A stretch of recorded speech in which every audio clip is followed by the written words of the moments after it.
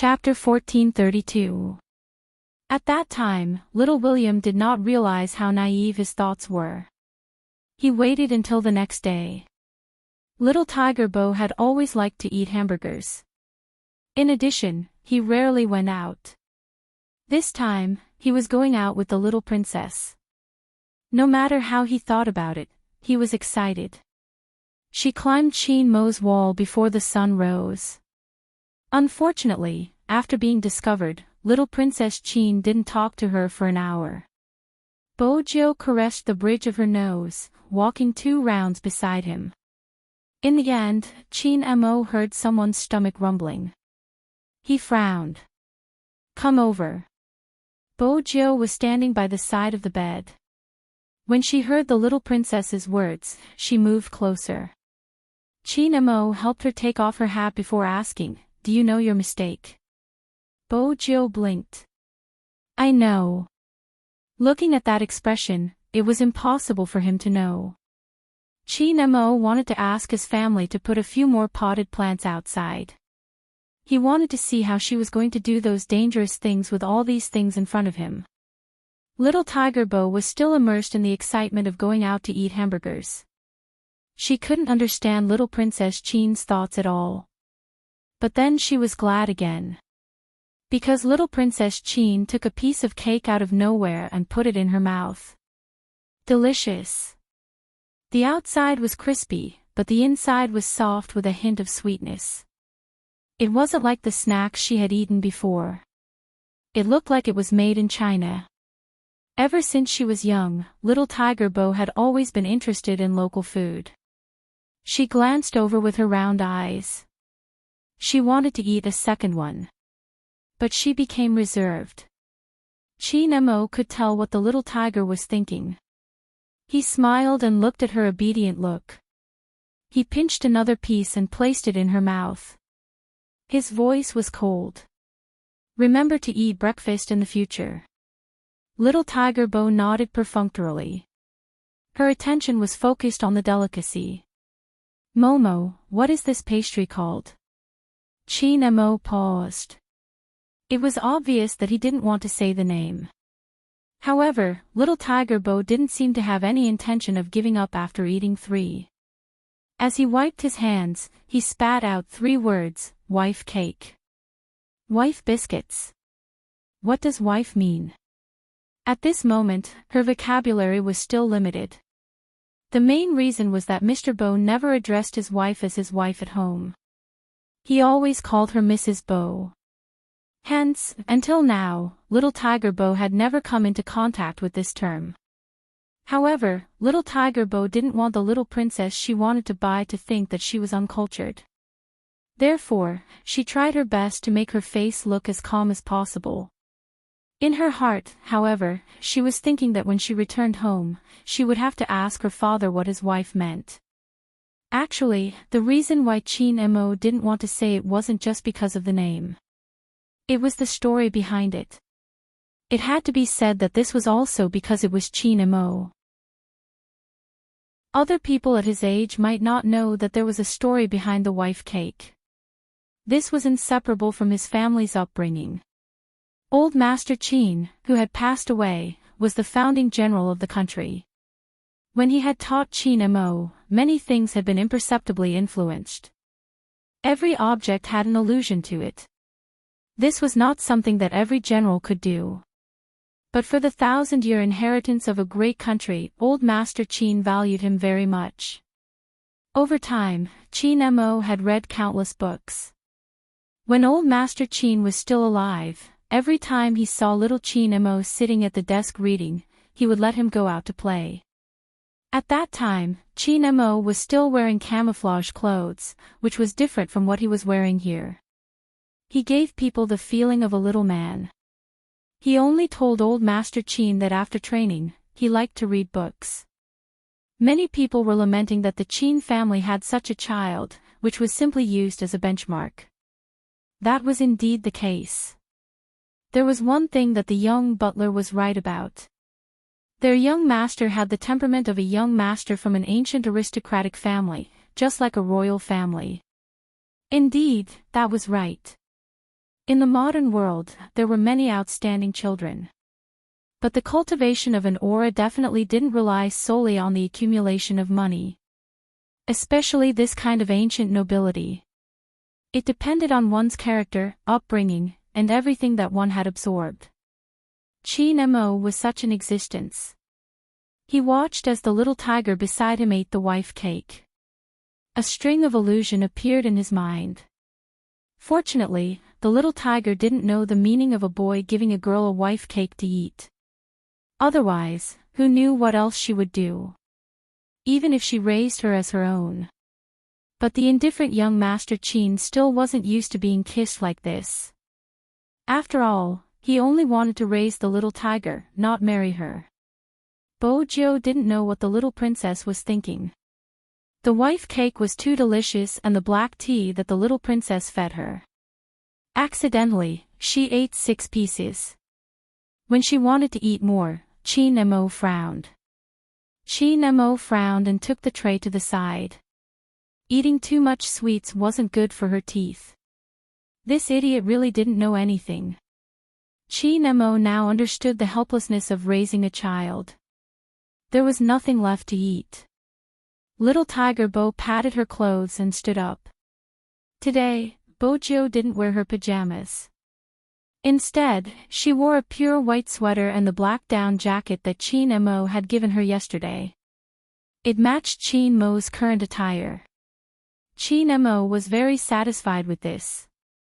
After they went out, he was worried that the little tiger would feel cold. He took off the scarf around his neck and wanted to wrap it around the little tiger. It was also at this moment. The awkward moment came. He was shorter than her. Although he didn't need to stand on his tiptoes this time. Young Master Qin still raised his eyebrows. His expression didn't change but his tone was very calm. Don't drink milk for breakfast in the future. After Bojiu's little face was wrapped by the scarf, her round tiger eyes seemed even brighter. It was very attractive but she didn't understand why the little princess didn't allow her to drink milk. Qin Mo saw the confusion on her little face. He said calmly, "From tomorrow onwards, I will ask the butler to send you porridge in the morning. There will also be soup dumplings made at home. Don't you like to eat these?" Compared to milk, of course, soup dumplings were better. Bojiu really didn't expect her little princess to be so considerate. She stretched out her hand instinctively and hugged the boy's waist in front of her. "Momo, you are so good to me." Qin Mo's face heated up. He didn't know if it was because he had a selfish motive for sending this breakfast or because she hugged him again. The scene of 2 children hugging each other was still very eye-catching. Grandpa happened to go out late today. When he saw that his grandson was being hugged but he didn't push the other party away, the surprise in his eyes became even more obvious. He knew that his grandson treated the little tiger of the Bo family differently but he didn't know that it was different to this extent. It had only been 3.5 days and he had already become so good. Was his grandson's cold and aloof persona about to crumble? But this was also good. The friends made when they were young were usually the most heartwarming. If Grandpa knew that his grandson wasn't making friends but was raising a child, he would definitely feel vexed.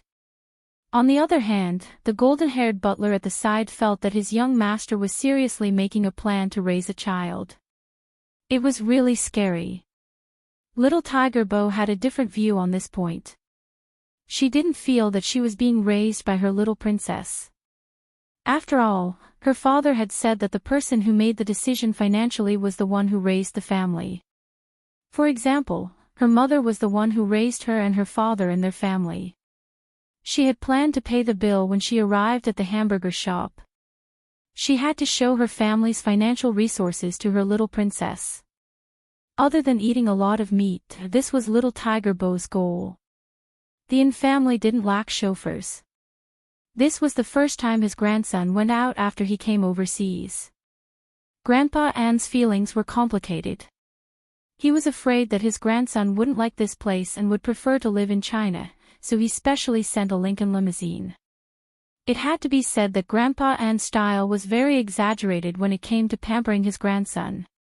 On the other hand, when Chin Mo saw the limousine, he asked the chauffeur, who was wearing a tall hat, to change to another car.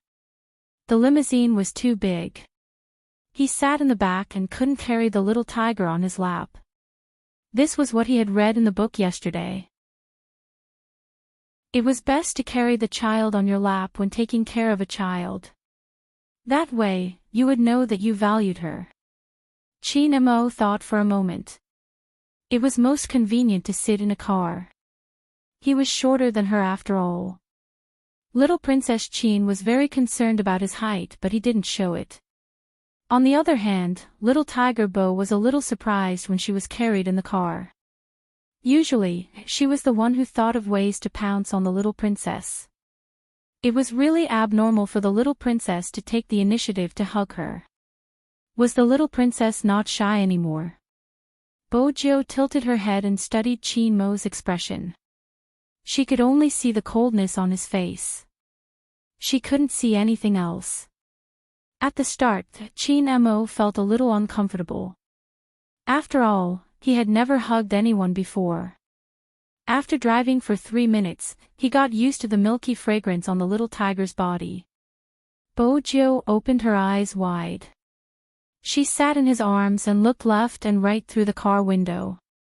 Every time she passed a street, she would introduce it to Chin Mo. Momo, you must go and play here. My dad brought me here and it's very fun. Momo, there is a river on your side and across the river is my dad's school. In the past, before you came here, I would always go there to play alone. My dad is still a postgraduate student. Can you believe that a person like my dad is also a postgraduate student? My dad is too dissolute. I have to help my mom keep an eye on him. There was a period of time when I went to spy on him every day. In the end, that guy only knew how to sleep. He even placed me under his desk and made me sleep there. But when the bearded Professor Robert teaches, it is really easy for people to fall asleep. Anyway, it's not easy to describe. The scenery outside was very good. In addition, the baby's voice was soft and cute. Everything seemed to have entered a European-style painting. Everyone who lived abroad knew this. Due to the environment. The streets here were very clean. In addition, it had just snowed. There was also a sweet fragrance in the air. When they passed by the square, there was even a flock of white pigeons flying past. The people walking on the street liked to hold a cup of coffee in their hands. The European-style buildings rose from the ground. Most of them had clear colors. This was probably the charm of this city. But Chin Mo didn't look at the scenery.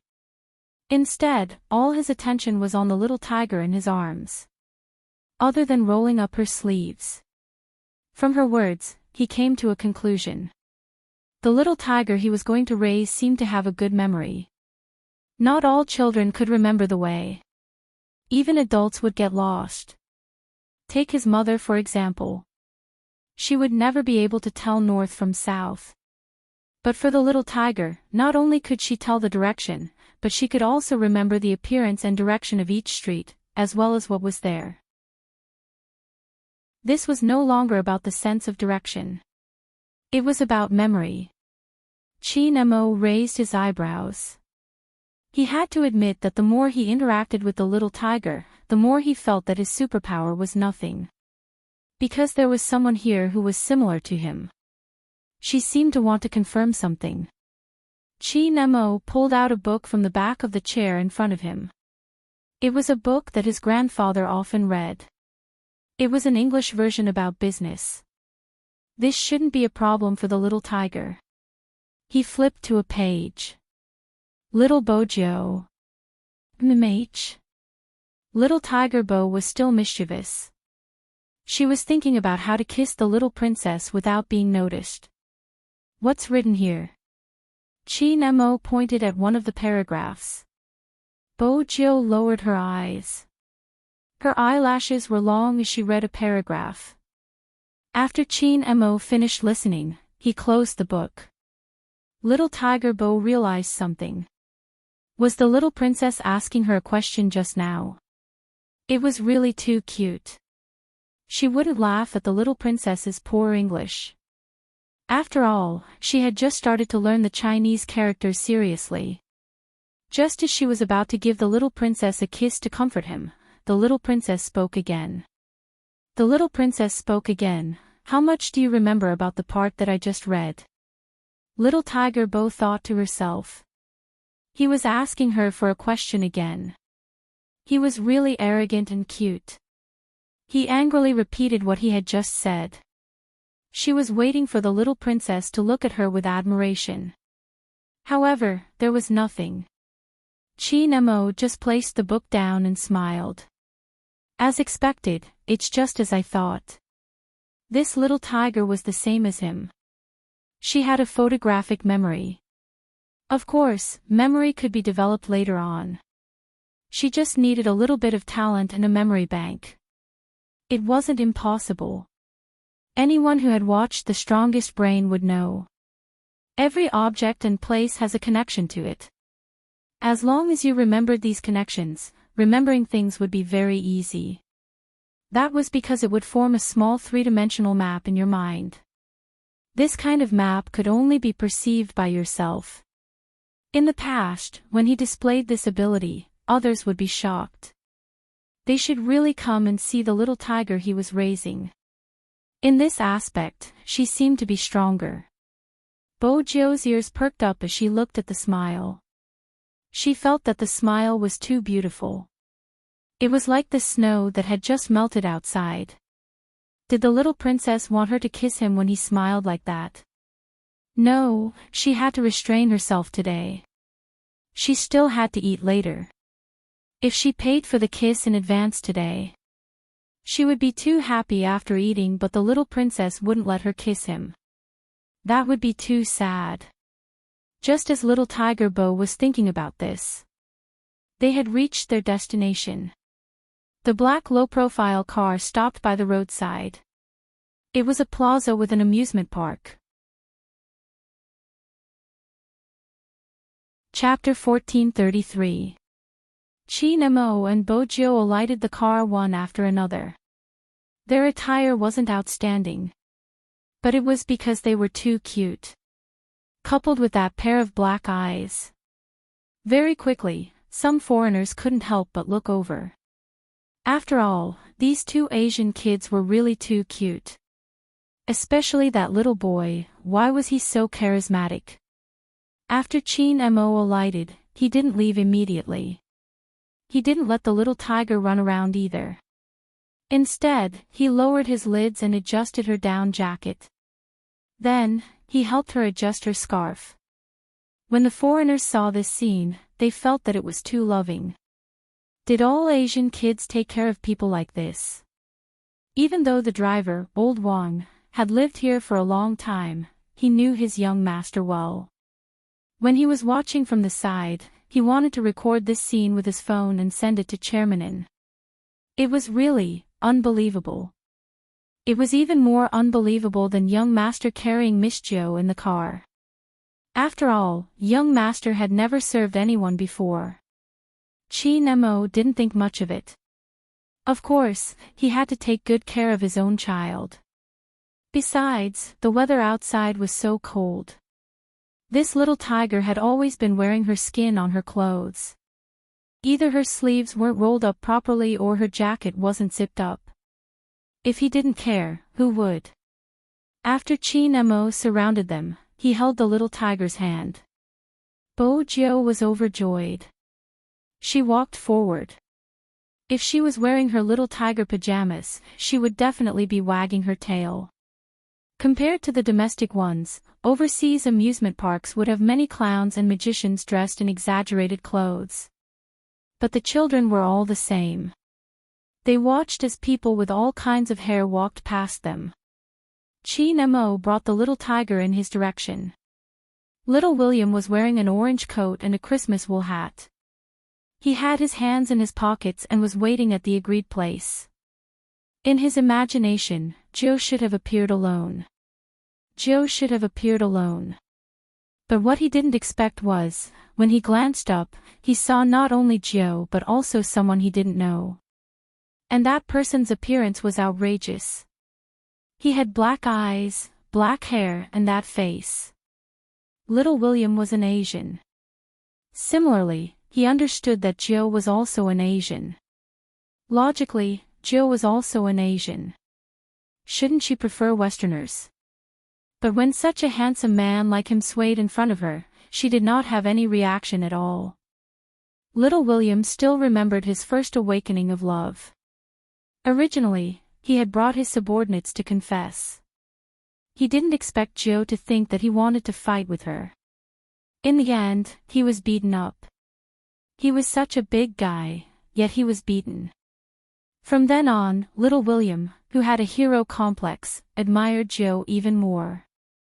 Therefore, even in the face of such a face, he was not tempted. He was afraid that his Joe would be tempted. Little William seemed to have predicted something. He glared at Joe angrily. Sure enough, in her eyes, there was only this little demon from the east. How hateful! Little William sniffled. His nose was still red and he felt a little wronged. But he couldn't show it. Especially in front of this little demon from the east. As little William thought about this, his gaze fell on Chin Mo. At the same time, Chin Mo had also noticed the red-haired Westerner when the little tiger had walked in this direction. But there was one thing that Chin Mo was concerned about. That is... Chapter 1434. In terms of bone structure, Westerners were naturally bigger than Easterners. When they were young, they had an advantage in terms of height. Hence, after realizing this problem, young Master Chin's beautiful peach blossom eyes couldn't help but narrow. Little William noticed this too. Hence, when he lowered his lids to look at the little vixen from the east, he was exceptionally arrogant. But, honestly speaking, little William wasn't young Master Chin's opponent at his level. It could be said that among the children of the same age, there were very few who were smarter than young Master Chin. Chin Mo just swept him a glance and didn't say anything.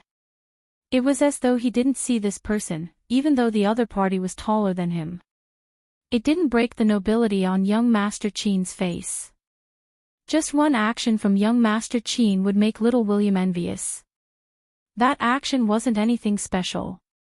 He just smiled at the little tiger. Then, naturally, little Tiger Bo hugged his waist. Momo, you must be hungry. Let's go in and eat. As she spoke, Bojo introduced him politely. This is little William. Little William, this is Momo, my little prince.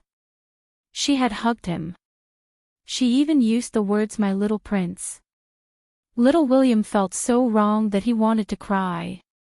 This wasn't the date he had imagined. However, he couldn't lose just like that. Right now, Joe was bewitched by the other party's beauty. Soon, she would find out that his style was more manly. The other party was shorter than him by a head. He didn't need to be so passive. After making up his mind, little William blew at his red hair. He wanted to show the little vixen how powerful he was. Hence, he reached out his hand and said in a very local manner, "Hey, brother, welcome." Chin Mo saw through his intentions. He smiled and wanted to reach out his hand to give the other party a return gift. Unexpectedly, little Tiger Bo, who was standing beside him, was one step faster than him. She stood in front of him and then narrowed her tiger eyes. "William, what are you doing?" Little William's heart trembled. He was afraid that Joe would beat him up again. He exclaimed, "I want to shake hands with Momo." "I know you welcome him. There's no need to shake his hand. You're so strong. What if you hurt Momo?" Little Tiger Bo said seriously. Little William, who was despised for being too strong, tried his best to shrink back a little. Never in his wildest dreams would he have imagined that Joe actually liked the weak type.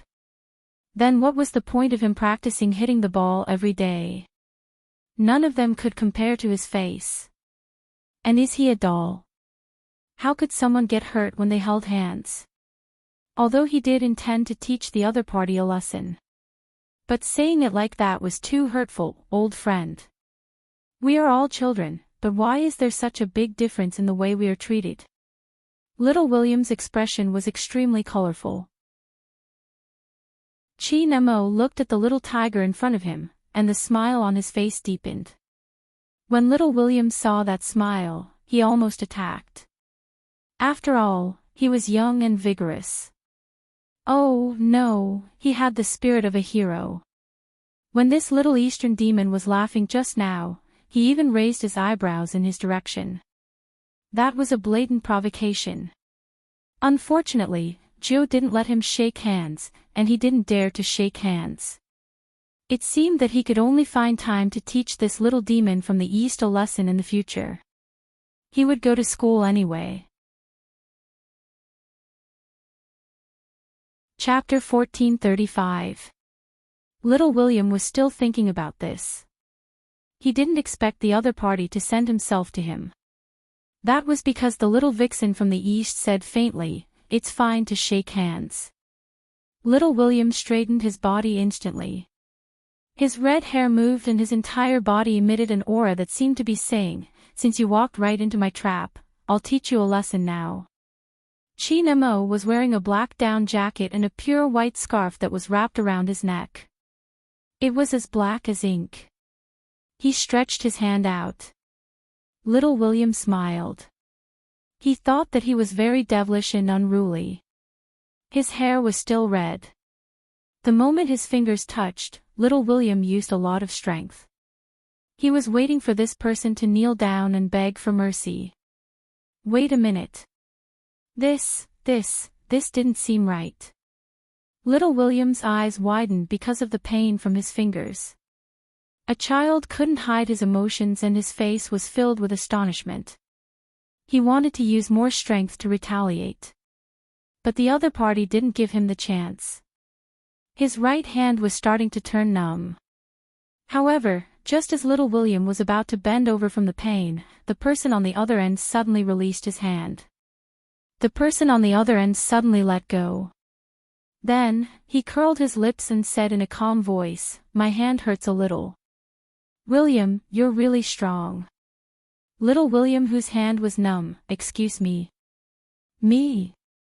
He should be the one complaining about his hand hurting. Little William was panting with rage. He wanted to pull the little vixen's collar up. On the other side, Bojo grabbed his wrist. Her big eyes were still black. She asked seriously, "William, do you want me to beat you up again?" Little William. This wasn't the date he had imagined. He wanted to tell Joe that the little vixen was acting. However, when the vixen turned his head, he seemed to be in pain. Little William was on the verge of tears. Were all the Chinese so good at acting? Joe. Little William's eyes were red. Little Tiger Bojo patted his shoulder and said angrily, "William, don't pretend to be weak. Come, let's go in. I'll give you your favorite Big Mac."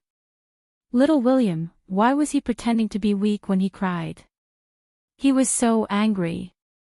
Wait a minute, when the little vixen glanced at his shoulder again, why was there a murderous look in his eyes? He, you're not going to pretend anymore. Little William took a deep breath and prepared to fight. He didn't expect the person standing in front of him to look a little lonely from his angle. His eyes were half closed as he shook his hand. If he wasn't the person involved, he would have thought that the other party was really injured. But he knew that the other party wasn't injured. He really wanted to say something. Unfortunately, Joe had already moved. "Momo, are you okay?" Chin Mo seemed to be in low spirits. He seemed to be in pain. "It won't affect the hamburger." Little William wanted to say, "Don't you have a conscience?" It didn't affect him in the first place. It would be strange if it did. Don't think I can't see through your tricks. You're just trying to confuse people. Little William turned his head helplessly. As expected, he saw Joe's distressed face. He watched helplessly as Joe pulled the little vixen's hand up and placed it by her lips. She kissed it and said in a baby tiger's voice, "Momo, I'll help you kiss it and it won't hurt anymore. The next time little William shakes hands with you, you just have to look at him. He's so strong, it'll hurt you easily." Chapter 1436. What did he mean by just taking a glance at him? Joe, when you hit me in the past, you had to bow to me first. Why did you disappear after seeing this little vixen? Sob, sob, sob. Little William's sadness had already flowed like a river. But in front of his love rival, he couldn't be weak. At that time, little William didn't understand what kind of opponent he had met. He could only say that the child was too young. He was still looking at Chin Mo from the corner of his eyes. Chin Mo's face was as elegant as before. But when Bojo lowered her eyes, he looked up and looked towards little William. His gaze was so cold that even the big guy, little William, felt a chill down his spine. Where did Joe bring such a person from? He looked like a devil. She seemed to have heard little William's inner cry for help. A clear English voice came from the other side. "Chin. Why are you here?" "Chin." Little Tiger Bo was the first to react. Her round tiger eyes looked towards the direction of the voice. There were 3 little girls wearing puffy skirts and furry jackets standing there. The person who spoke was Angelia. She had blue eyes and golden hair. When the sunlight shone on her, it seemed as though there was a layer of halo. This made little Tiger Bo, who had always been obsessed with beauty, take a few more glances. She turned her head and said, "Momo, is this your new friend? She looks so pretty." Chin Mo knew a certain someone's preferences. When she saw someone beautiful, her pair of tiger eyes would definitely light up. But a certain someone's preferences. It was time to change it. Chin Mo turned his body and discreetly let a certain little tiger stay behind him. At this moment, Angelia and the other 2 little girls walked over. They were still holding the ice cream cone that they had just bought. "Chin, are you here to play too?" When Angelia ate the ice cream, her blue eyes were very attractive. However, after studying it, little Tiger Bo realized that it wasn't as pretty as her little princess. Her little princess's eyes looked black, but under the sunlight, one could see that they were glowing with amber. MMH. There was no comparison at all. Chin Mo didn't know what Bojo was thinking about. He just looked at the little tiger in front of him. Her tiger eyes kept moving around other people's bodies. He frowned slightly. Then, he reached out and put on the hood of the little tiger jacket. He looked up at Angelia and said in a calm voice, "Okay." After the banquet. Angelia was used to William's lack of words. She turned her head and said in surprise, "William, you know Chin. When we were in school, didn't you say that you didn't know there were Asians moving in?"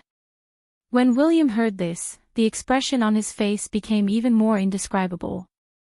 After all, he had just found out that this demon was the Asian who had just moved here, the one who called himself the Little Prince. He really didn't want to talk anymore, but he had to force himself to say, "I'm trying to be mysterious." "I see." Angelia wasn't sure what had happened, but it didn't affect her happiness when she saw Chin Mo. Even her voice was cheerful. "Chin, are you going to the amusement park? It's fun inside." "No, thank you." When Chin Mo said this, he didn't look at Angelia. Instead, he looked to the side and pressed down the little tiger's paw that wanted to be naughty. Chapter 1437. She shouldn't be able to see him. Besides him, who else did she want to see? Should he acknowledge another little princess? When Chin-mo thought of this, he pressed down on her wrist again so that she wouldn't have to pat someone's shoulder. How about this? You won't be able to see him. Bo-jo stretched her hand forward as though she was measuring the distance. Chin-mo held her hand. I'll hold your hand. Don't shake the hat. The wind is strong and it will blow on your face. Okay. Little Tiger Bo thought that her little princess was really considerate.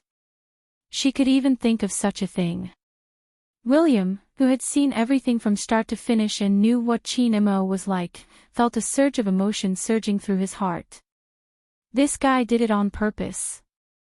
What did he treat Jo as? Was she his possession? No. He had to warn this devil. But he couldn't do it in front of Jo. The big guy, William, wasn't too stupid. Jo was definitely addicted to the beauty and wouldn't be able to see the truth clearly. He had to warn her behind her back. If he wanted to do so, he needed a good place. Hence, William took the initiative and said, "Hey, Angelia, there are many people at the amusement park now. Chin and I don't want to go now. Why don't you come to the shop with us to eat something?" "That's great." When Angelia said these words, her gaze hadn't left the little figure with the hat. Was she from the East too? She must be Chin's family. Otherwise, with Chin's personality, he wouldn't be so friendly to anyone. They were all kids so they couldn't hide their expressions and words. "Chin, is this your sister?" "No." He didn't seem to be bothered to say another word, but he was so polite that no one could find any problems with his etiquette. This was Chin-mo. Angelia was a little depressed. After all, she was still a kid. Her excitement just now was gone. But she still wanted to eat with Chin-mo. Hence, the alliance of eating burgers became 6 from 3. Chin-mo was the first to enter. But Bo-jo was the one who ordered the food. Little Tiger Bo was very persistent about this. After all, she hadn't forgotten that she wanted to show off her wealth this time. In this aspect, Chin-mo didn't have any intention to compete. After today's incident, he understood something. No wonder Uncle Bo was like that at home. Sometimes, appearing weak wasn't necessarily a bad thing. After all, apart from discovering that a certain someone was a genius, Chin-mo also realized that the little tiger he was raising had some misconceptions about his identity. Little Tiger Bo didn't think that she had made a mistake. After all, when she grew up, she would become a CEO just like her mother. It had to be said. Little Tiger Bo was quite cool when she was on her own. She was queuing up to order food. Her nose bridge was exquisite and straight. Her eyelashes were long and black. Many people were looking at her, but she didn't seem to notice. Chin-mo lifted the corner of his lips when he saw this. A certain little tiger always felt that this was beautiful and that was beautiful. He might as well go home and look at himself in the mirror. None of these people could compare to her. Even children can't be absolutely quiet while waiting for their meals. Chin-mo got up and went to the washroom. If William followed them, he would not attract any attention. He was right. They had to take advantage of this opportunity to act. Chin-mo had long noticed the person behind him, but he continued to wash his hands leisurely. After washing his hands, Chin-mo turned to leave. Chapter 1438. Chin-mo threw the tissue he used to wipe his hands into the bin. His face was cold and he didn't seem to care about the big guy, little William. This infuriated little William. "Aren't you afraid that I'll tell Jo how you acted just now?" Seriously, did this little demon from the East have to force him to use his big move to know how powerful he was? Little William snorted. Chin-mo turned his body and his gaze turned cold. He was obviously shorter than him. But little William actually felt that this person was scarier than his father. Because of what he said.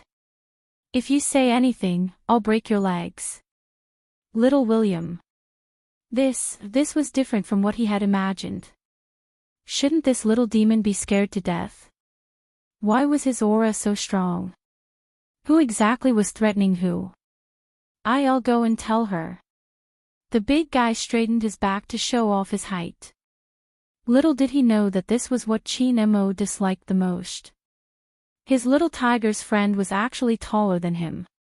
You can go and tell her. Chin Mo scoffed. The devilish smile that little William saw appeared on his face again. But, do you think Joe will believe you? The big guy, little William, had little experience. Such a small kid couldn't imagine that there was such a shameless person in the world. You, Chin Mo interrupted him. I have something to tell you too. You're a boy and she's a girl. In China, there's a saying that goes, men and women shouldn't touch each other. In the future, don't do intimate actions to her. Little William wasn't convinced. You even held her hand just now. Chin Mo glanced at him slowly. Can I be the same as you? Little William. How are they different? No, he had to expose this little demon from the east. However, very quickly, little William realized that he was daydreaming. The main reason was Joe. Momo, this is really delicious. It's just a little spicy but it's okay. Try it and I'll feed you a mouthful of Coke. It can neutralize the spiciness. Little William, Joe, wake up. No matter how good-looking that little demon from the east was, he was still a boy. Did he need you to feed him Coke? Most importantly, why did you have to kiss his face when you were feeding him? This wasn't right. Didn't you say that men and women shouldn't touch each other in China? Chin Mo seemed to have seen through little William's thoughts. At first, he lowered his lids and drank his cola. When the little tiger kissed him, he turned his head. The place that was kissed was still a little hot, but he still swept a glance in little William's direction. His entire body was filled with a cold aura. It seemed to be saying, I'm very respectful of Chinese etiquette, but I can't stop Joe from kissing me. Little William didn't want to talk anymore.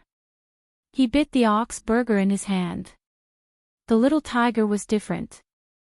She was very happy, especially when she fed the little princess with the cola in her hands. The little princess's cold look was so cute that she couldn't help but kiss him. Right now, he was just practicing how to raise them. When the little princess really became hers, she would be able to feed the little princess every day. Chin Mo looked at the person in front of him who had big eyes and was holding a can of Coke with both hands for him to drink. I don't know what this guy is thinking, he doesn't even want to eat. He couldn't bear to watch any longer, so he took a French fry, dipped it in ketchup, and fed it to the silly little tiger.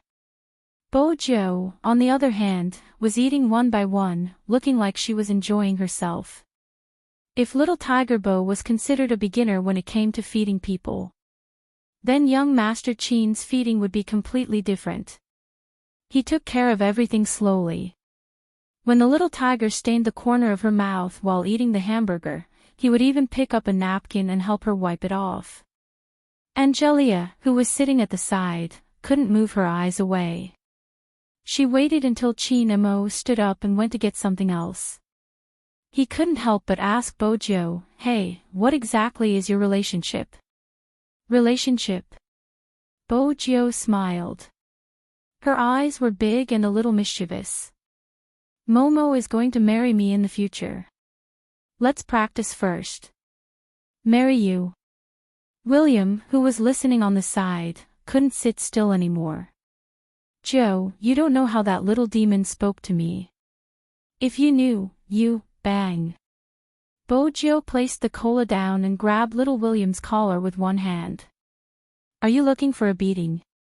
If you say anything bad about my Momo again, I'll pack you up and feed you to the tigers. No, it's him. Little William was still struggling. Chi Nemo had already returned. He was holding a new bag of fries. He leaned forward calmly and held the little tiger's hand. "Don't fight." Bojio's eyes turned round and she explained, "Momo, I'm usually very gentle. Today is an exception." Little William. "Gentle? You? It's a miracle that you didn't hit me today. Where is your gentleness?" Even his Joe knew how to lie. It was really painful. Angelia didn't have many thoughts in her mind. She tilted her head and blurted out, "Chin, is she the child betrothed that Grandpa arranged for you? You Chinese people have an ancient way of getting married. Oh my God, you have to take care of a wife from a young age. That's not fun at all." Chi Nemo raised his eyebrows when he heard this. "Child betrothal. She just said that you will marry her when you grow up. Did she use the wrong grammar?" Angelia felt that this was weird. Chi Nemo glanced at the little tiger who had been naughty just now. Her cheeks were puffed up and she looked angry. He rolled up Bojio's sleeves and said, "She did use the wrong grammar." Angelia smiled. She knew that little prince wouldn't agree to such an ancient method. Chi Nemo looked up. "She should be the one marrying me, not the other way around."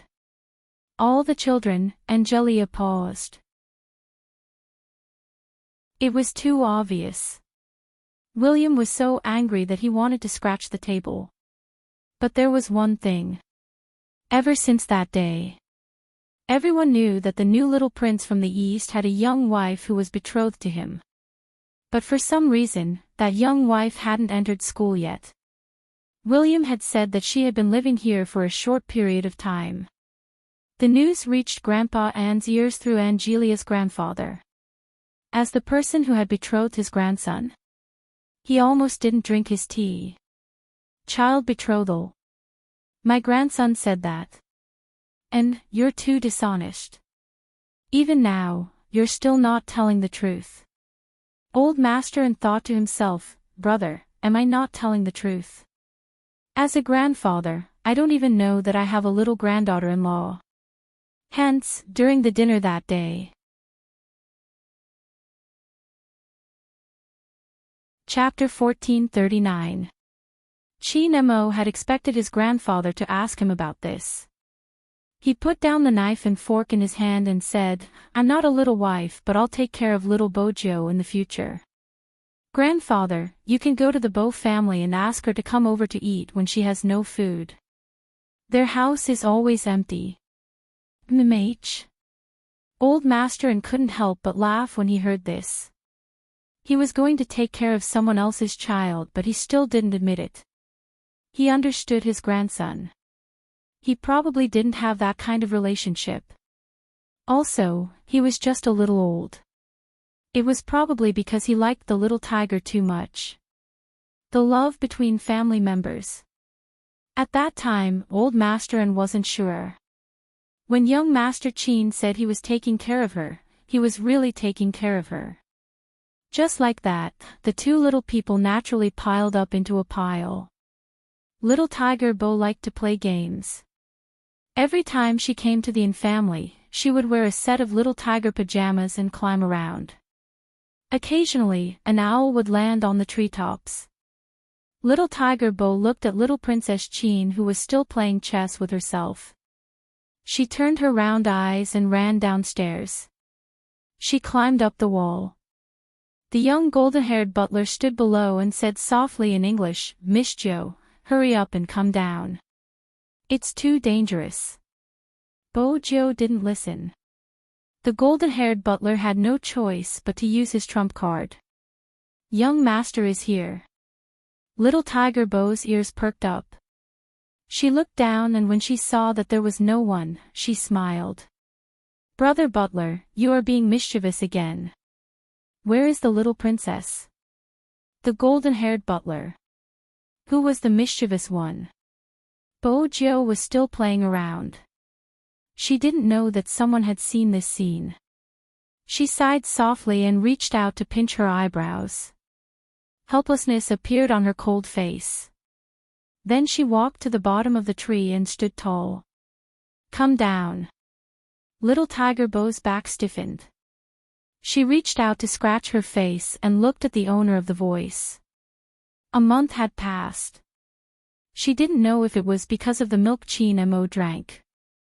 At this moment, he was actually as tall as Bojo. When he stood there, his aura was much stronger. "Momo, there is an owl here. I came up because it is too bored staying on the tree. I want to bring it to the ground to play with it." The golden-haired butler listened at the side and looked up at the sky. To think that such an excuse could be used.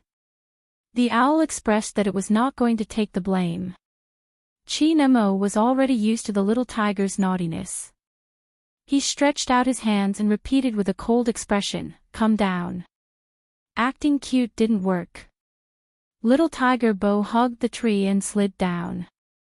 Chi-Nemo hugged her. They were the same age, but when he hugged Bojo, he seemed like a big brother. It was probably due to his aura. The butler wanted to help, but he gave him a look.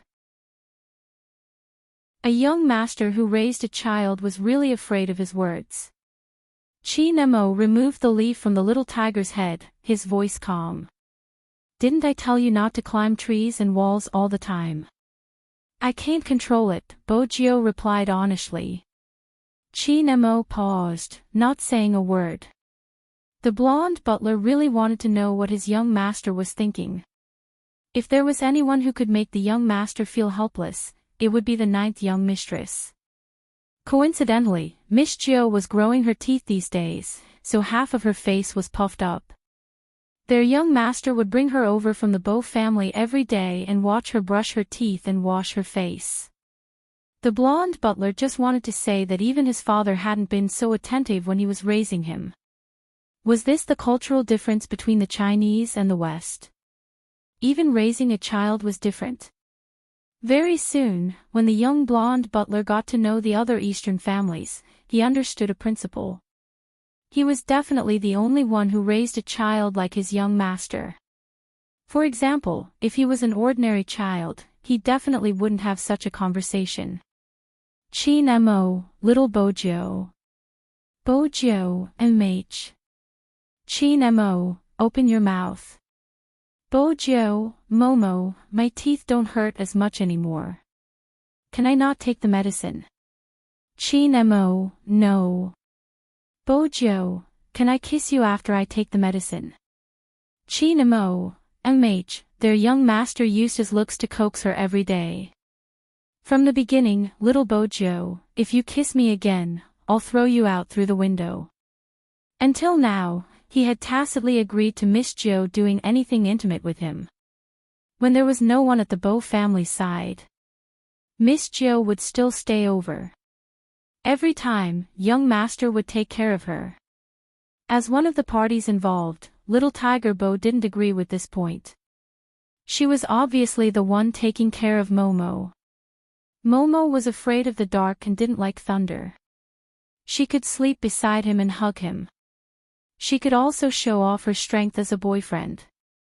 Regarding this point, little William couldn't help but say. After hearing this, little William couldn't help but say, "Joe, think carefully. This time, my daddy is filming in a tropical rainforest. Are you really not going? How could that little demon from the east be afraid of the dark? Jill must have been deceived by him again. Tropical rainforest." Little Tiger Bo lowered her head and pulled her little keyboard. "Alright, I'll go on the same day and come back on the same day." Little William immediately said, "It's in the suburbs. I'll be back in 4 hours." It was supposed to be 4 hours. But once they started filming, time was out of their control. As usual, Chi-Nemo appeared at the Bo family's house at 4 in the afternoon. He brought little Bojo, who had to complete missions every day, home for dinner. Unexpectedly, he wasn't there. The person who was there was Mr. Bo. He seemed to be preparing to go out. He wore a black hooded jacket and a pair of leather gloves. It didn't match his usual image of a man who lived off a woman. Uncle Bo, it seemed that no matter what Mr. Bo looked like, Chin Mo would always be able to maintain his manners. When Mr. Bo saw Chin Mo outside the door, he held the door frame with one hand and smiled. No matter how he looked at it, he looked evil. Are you here to fetch Jo? She isn't here today. She went out to play with little William. Are you angry? Chin Mo paused. His voice was calm. No. Oh. Mr. Bo smiled lightly and raised his eyebrows. Then, I'll let Jo play outside for a while longer. Chin Mo replied casually. He wore a little scarf and walked back to the villa. He wanted to finish playing checkers just now. But when he saw the little keyboard on the sofa, he felt a wave of frustration. When it was almost 6 o'clock, the In family started eating on time. Grandpa happened to be able to stay at home for a meal today. When he saw that the seat beside his grandson was empty, he asked curiously, "Where's Jo?" The young golden-haired butler tried his best to signal Grandpa with his eyes. Grandpa was still guessing the reason. His grandson, who was sitting opposite him, said, "She went out to play with someone else." Grandpa felt that he didn't see wrongly. His grandson's eyes were cold when he said this. He didn't know if it was because one person was missing. Even though there was a table full of dishes, the atmosphere at the dining table didn't lighten up. Chapter 1440. 7 o'clock. Usually, at this hour, Chin Mo would bring Bojo out for a walk. Raising a little tiger would definitely be followed by begging. But today, Chin Mo didn't go out. Instead, he sat in the study room with a book in his hands. After flipping a few pages, he looked up and glanced at the clock hanging on the wall. 8 o'clock.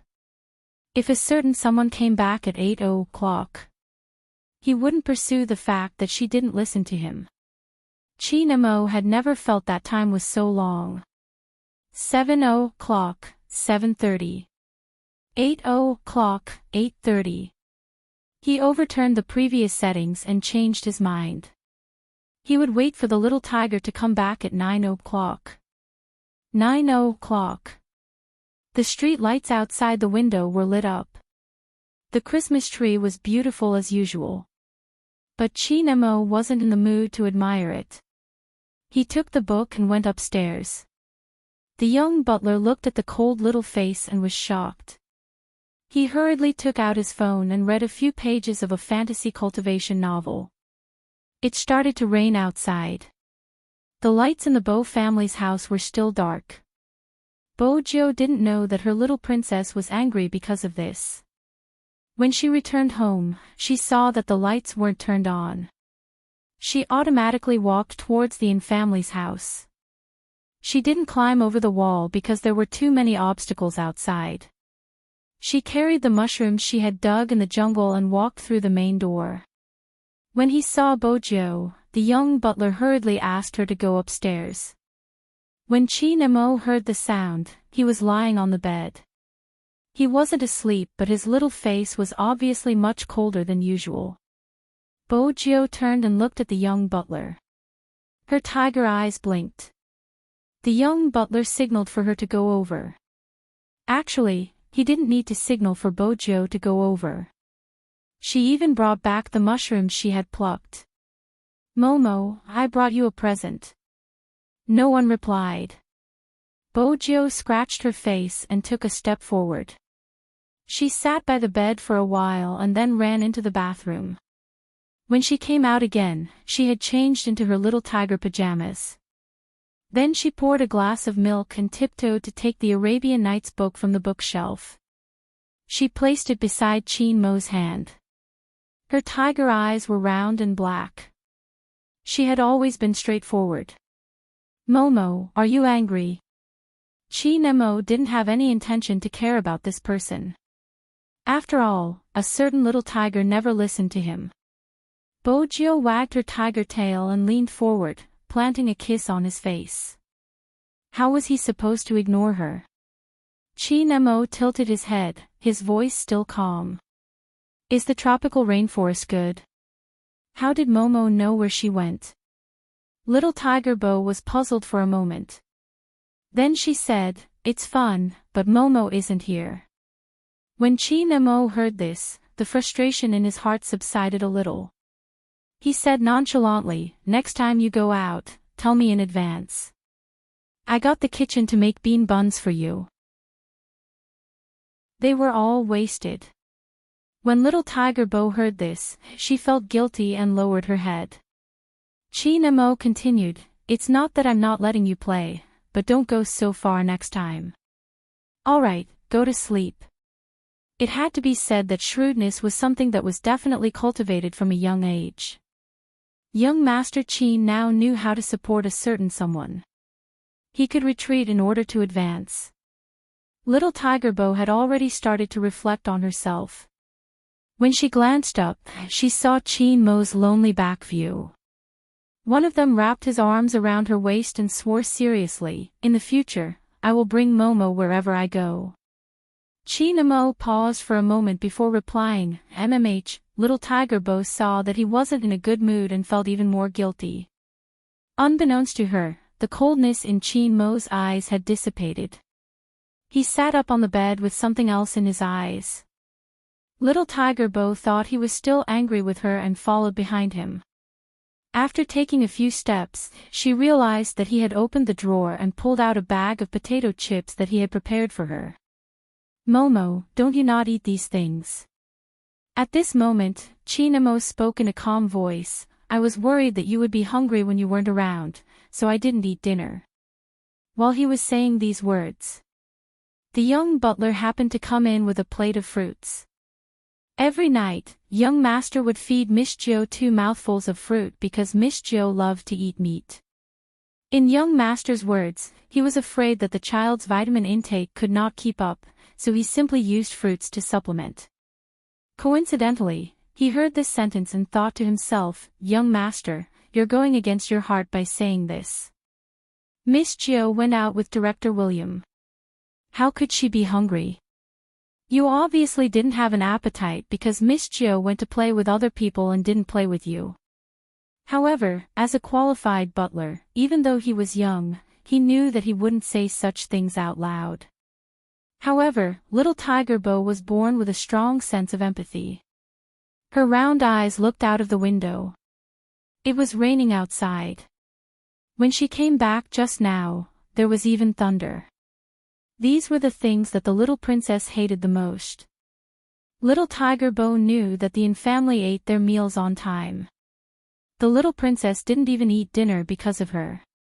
Yet, she played outside for the entire day. Little Tiger Bo felt completely guilty. She stretched out her 2 little paws and hugged Chin-mo from behind. Her tail was still wagging. Momo, I was wrong. Seeing this, Chin-mo felt that it was about time and directly said what was on his mind.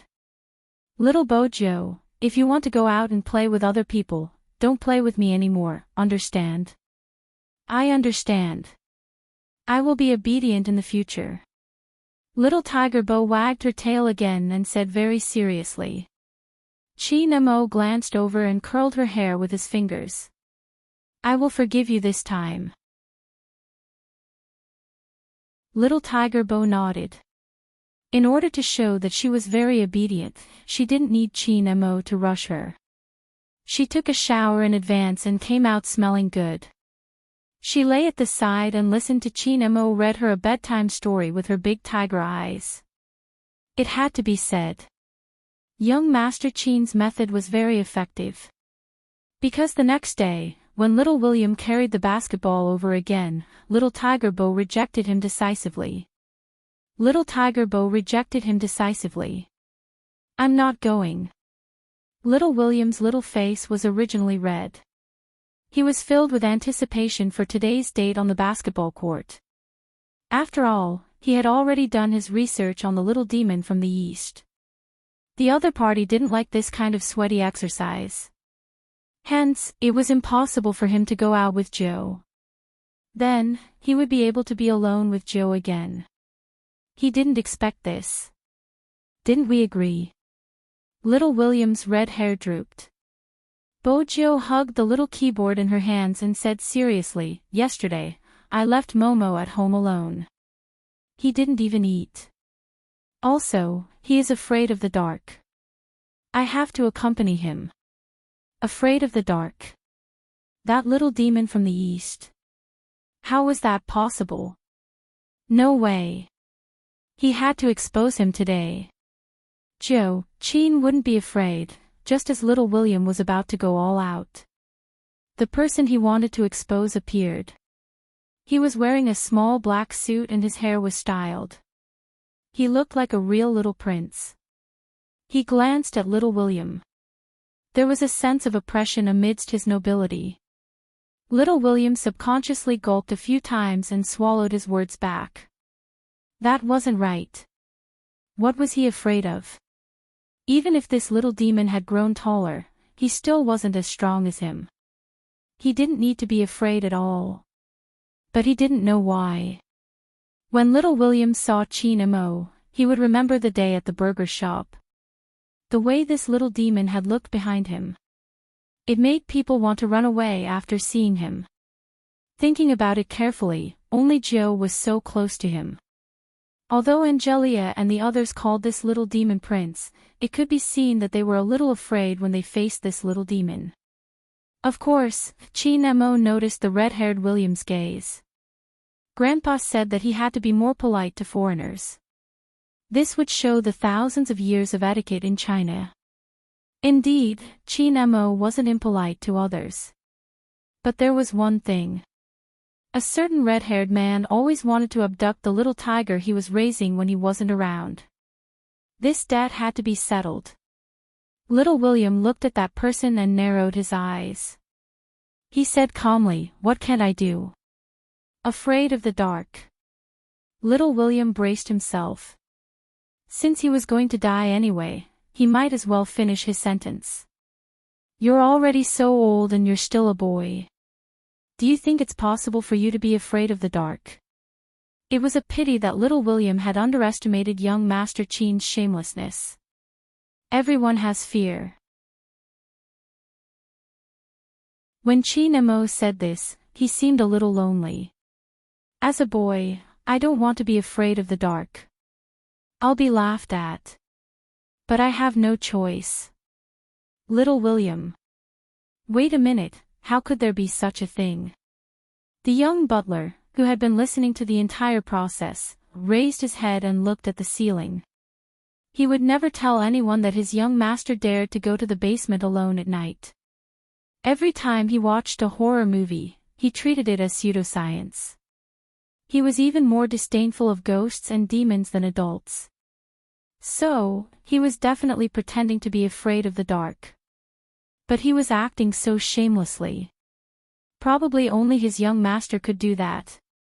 After all, it was effective. Because he had heard Miss Jo's words.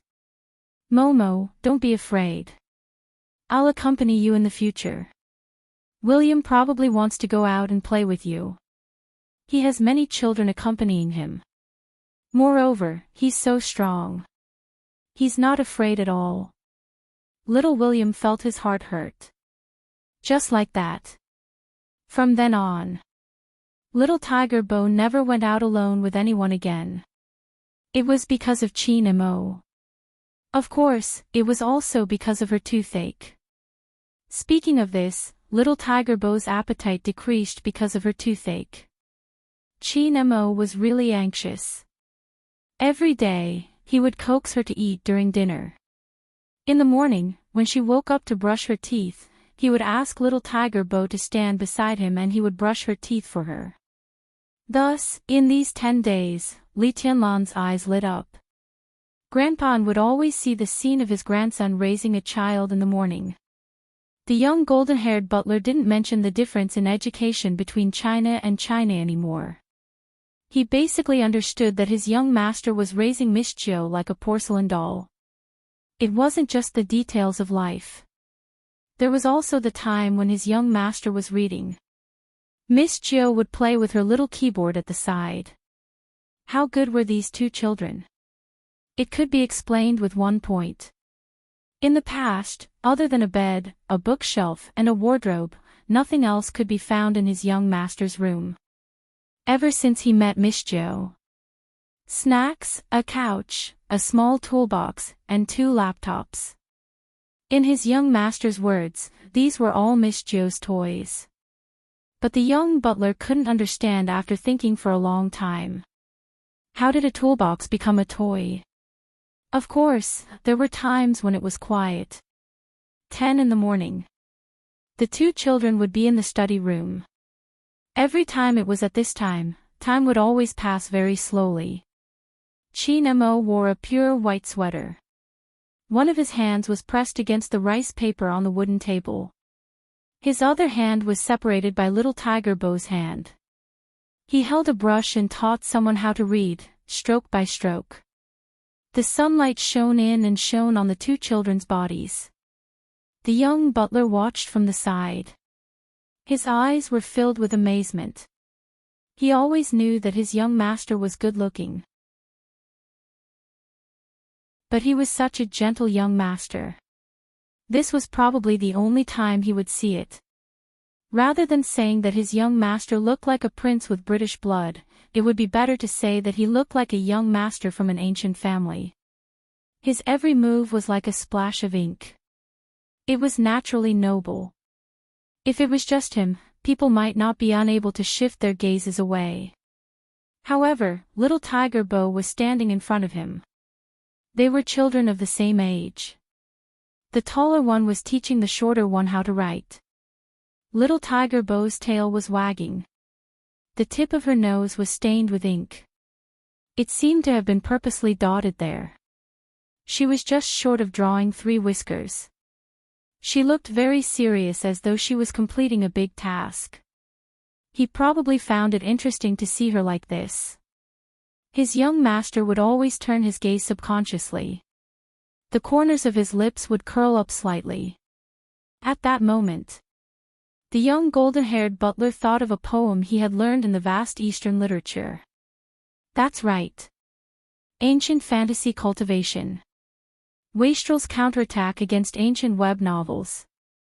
This was the vast Eastern literature he thought of. There was a line in the poem that went like this. My husband came riding a bamboo horse, circling the bed to play with green plums. This was probably the purest form of emotion. But compared to normal childhood sweethearts, there was a difference between this pair.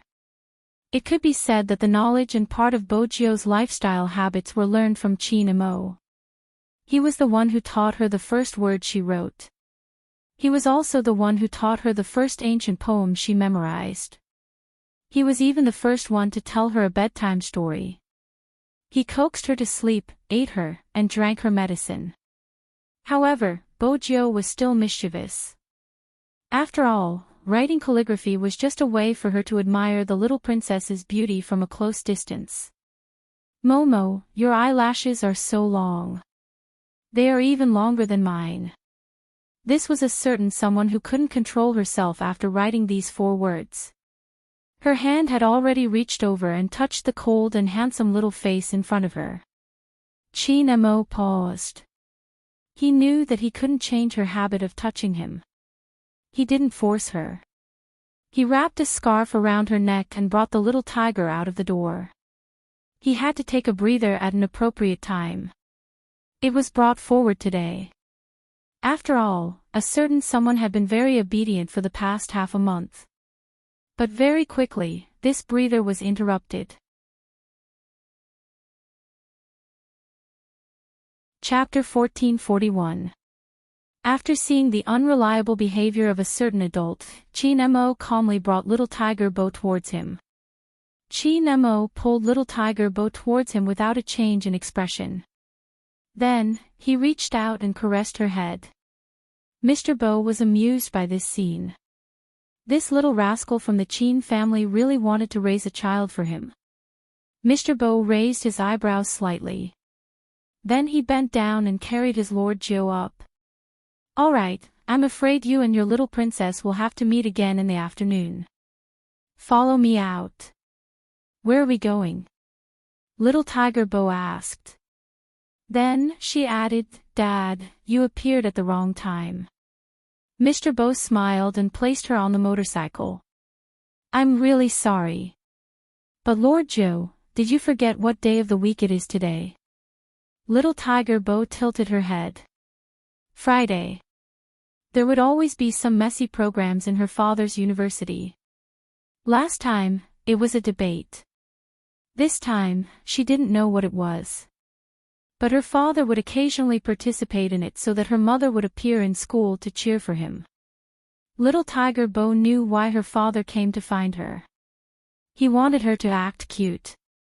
But she couldn't bear to leave her Momo.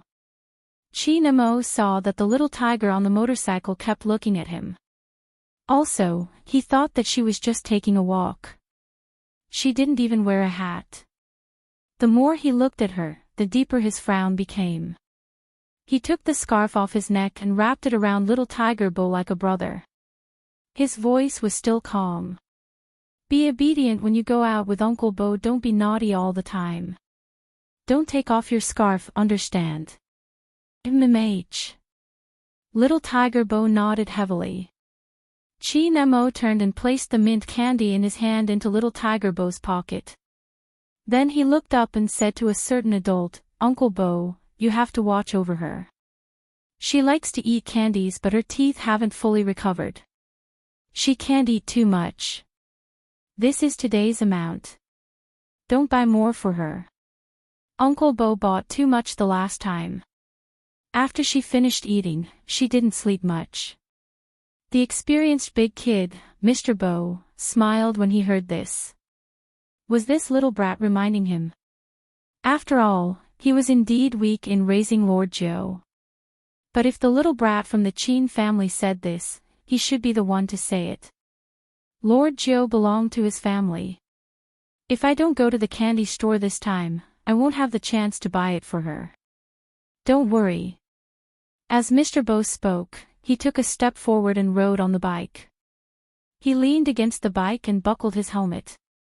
He didn't try to hide his handsomeness anymore. When the corners of his clothes fluttered in the wind, there was a child sitting behind the bike. This could be said to be very pleasing to the eye. Chi Nemo watched as the motorcycle moved further and further away. When he couldn't see it anymore, he retracted his gaze. When the young butler heard that Mr. Bo had taken Miss Joe away, he had a premonition that his young master's appetite wouldn't be so good today. As expected, they didn't even let the kitchen prepare dessert. This time, it wasn't because he was in a bad mood. However, since a certain someone wasn't around, it was meaningless for him to eat these things alone. Fortunately, Grandpa said that there would be a gathering in a while and wanted to take him out. Chi Nemo finally found something to do. Whenever he attended a business gathering with Grandpa, Chi Nemo would dress like a little prince. This was something that little William couldn't compare to. Hence, even if the two of them met, little William could only be angry in his heart and didn't dare to say anything. After all, it was too deceptive. Moreover, Joe had specially reminded him that if he met her little princess at the gathering, he should protect him well. After all, her little princess was too good-looking. She was afraid that he would be in danger.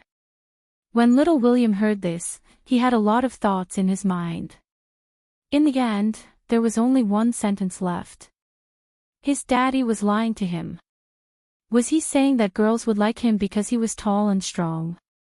Wrong. As long as he was good-looking, nothing else was important, okay? In addition, this good-looking person was always acting. He didn't give anyone a way out.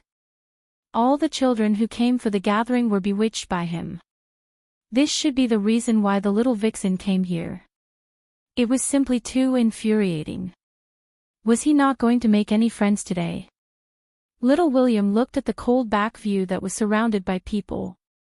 When other children spoke, he would occasionally reply with one or two sentences. He really looked like an iceberg. He must have known that this style was popular now, so he deliberately acted like this. When he was in front of Joe, he wasn't like this at all. He wasn't so difficult to get close to. Little William was really wrong about this matter. The real Chin Mo was like this. He was polite and cold to everyone. Only a certain little tiger. It would make him patiently coax her, and it would make him feel like a peer, happy and unhappy at the same time. However, she was too young. At that time, they didn't understand what kind of feelings they had. The time for the gathering continued to extend. It lasted until 11 p.m. before it was finally over. At the start, Chin Mo didn't care. After all, it wasn't considered late in the country. He was 5 or 6 years old. At this time, he was already sleepy. When he alighted from the car, Chin Mo's black eyes were still a little dazed. When he saw the little tiger sitting in front of his house, he instantly woke up.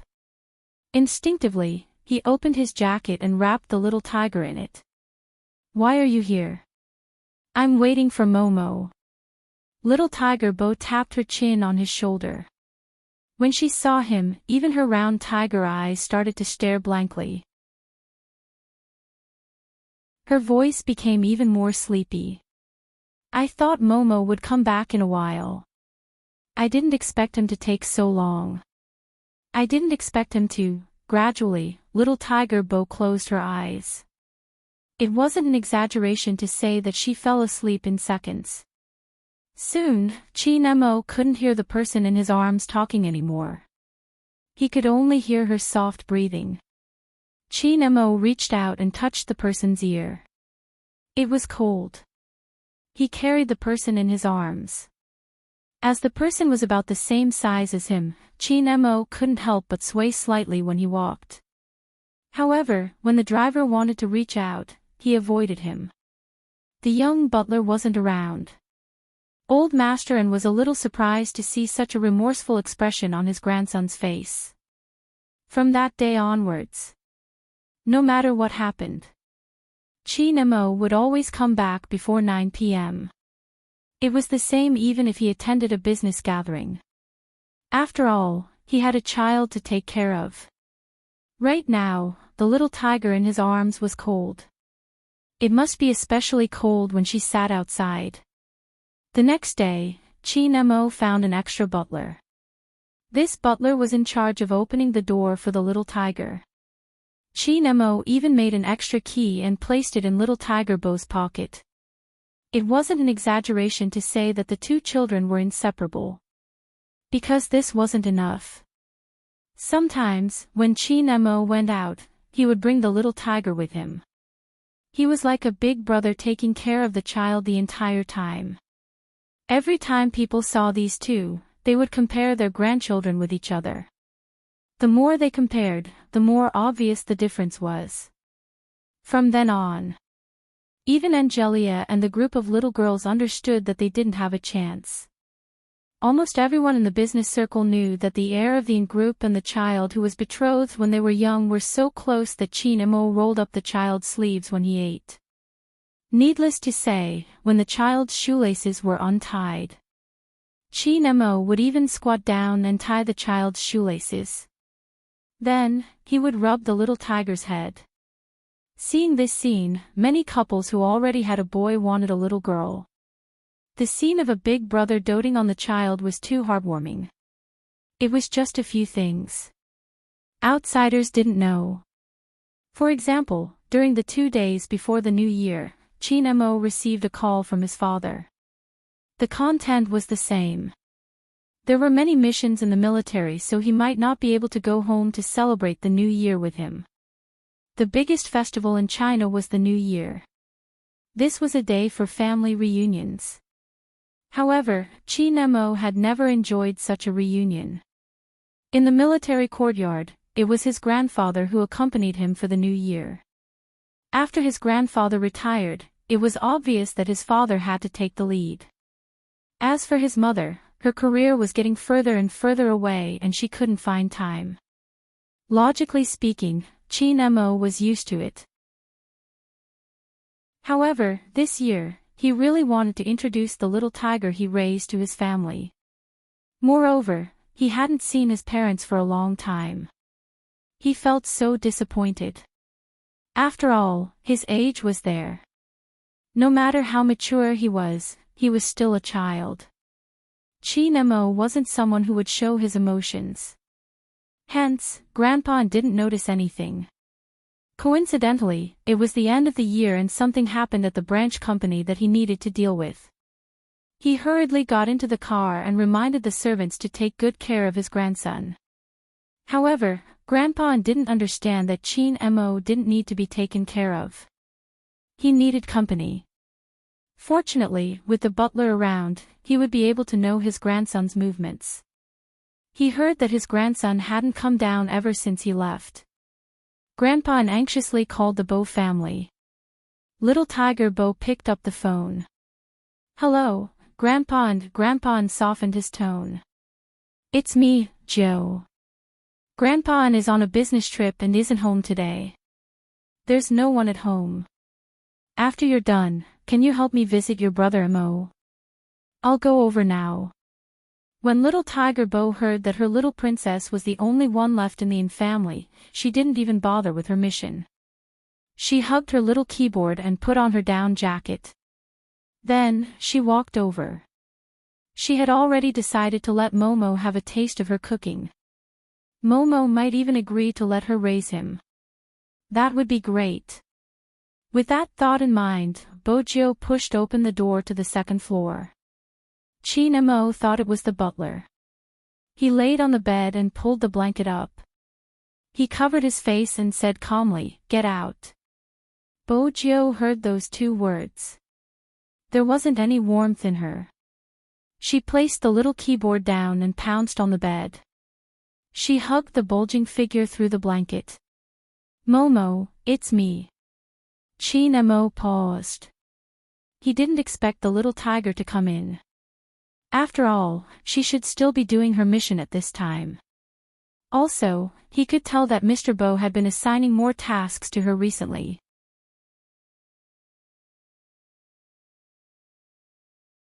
Chapter 1442. Chin-mo had just lifted his lids. The little tiger's hand was already pressed on his forehead. Then, she frowned heavily. She stopped wagging her tail and ran downstairs. She carried a small medicine box and ran back. She was probably too naughty. Compared to Chin-mo, the little tiger always had injuries of various sizes on her body. Of course, there weren't any heavy injuries. Usually, it was because she was climbing a wall and got scratched on her face and hands. Sometimes, she would have a toothache and a bloated stomach. These were problems that children often encountered. Little Tiger Bo was so familiar with the family's medicine box because every time she was sick or injured, Chin-mo would be the one feeding her medicine. At first, Chin-mo didn't know what the little tiger was going to do. He felt a little dizzy. He swayed and wanted to stand up to look for her. But when he saw the little tiger carrying the medicine box, his fingers paused. Bojo took the medicine box on the first trip. On the second trip, she carried a big pot of hot water. She lowered her head and poured the cold medicine into Chin-mo's mouth seriously. Then, she broke a few pieces of medicine and looked at Chin-mo with her dark eyes. She wanted him to eat medicine. This was the first time. He was being taken care of. Chin-mo watched as the little tiger ran up and down. In the end, she took a book and flipped a few pages before saying, "Momo, I don't know how to tell bedtime stories. Why don't I make one for you?" "Mmh." Chin-mo felt that it was rare to see someone not being naughty. She even knew how to tell him a bedtime story. He couldn't help but smile. Seeing this, little Tiger Bo lowered her eyes and kissed him on the cheek. Chin-mo didn't guard himself. He didn't know if it was because of the cold or something else, but the back of his ears turned red. When he thought about it, it was a certain little tiger who began to make up a story. The Bo family was familiar with Buddhism and the Bible. These were two different beliefs. But it wasn't hard to tell from the little tiger's words. Hence, she told him a story. A long time ago, there was a person who cultivated the demonic path and a person who cultivated the righteous path. The person who cultivated the demonic path was treated as an unforgivable sin and fell into the underworld. Those who cultivated the righteous Tao could ascend to the exalted immortal realm and become undying and indestructible.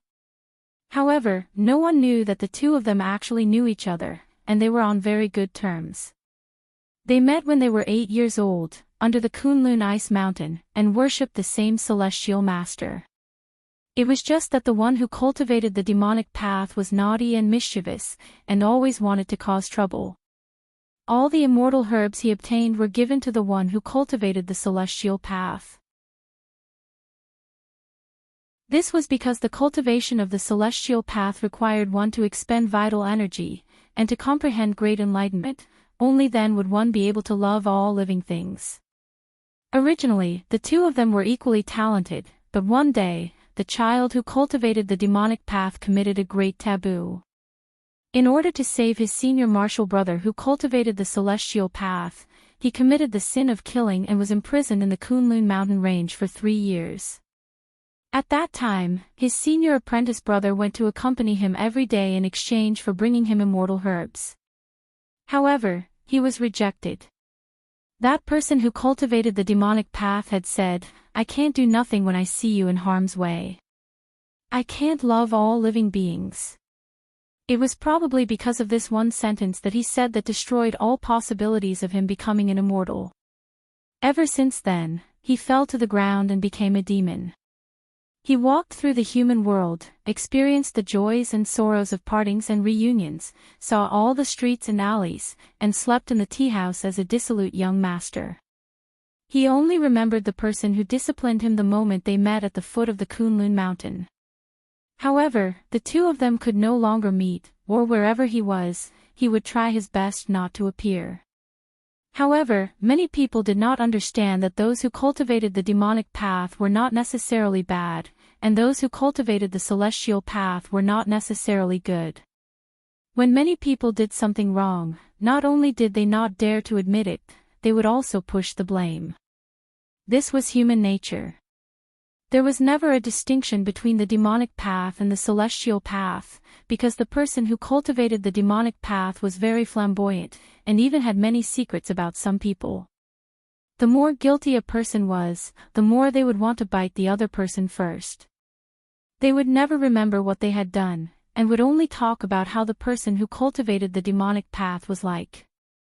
First, they would smear their reputation, and then they would set a trap. They received news that the person who cultivated the demonic path would go through a tribulation every 10 years, so they used this opportunity to attract 10,000 bolts of lightning. Ever since the demon saint was destroyed, everyone thought that his soul would be completely gone.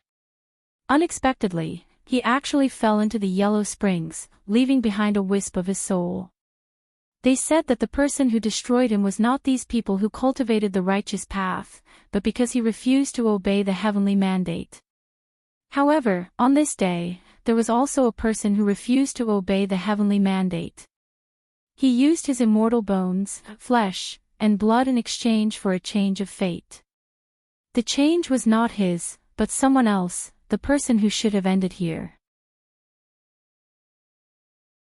Buddha asked him if he would regret turning from an immortal into a being that didn't know what was good or bad. He replied that he didn't regret it. The person he missed the most was when he had met him when he was 8 years old. Now, his luck was full, and he could take all of it. Buddha shook his head. This was a high immortal, the person with the most spiritual energy.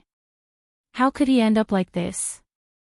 He didn't agree, and only said that this was the heavenly mandate.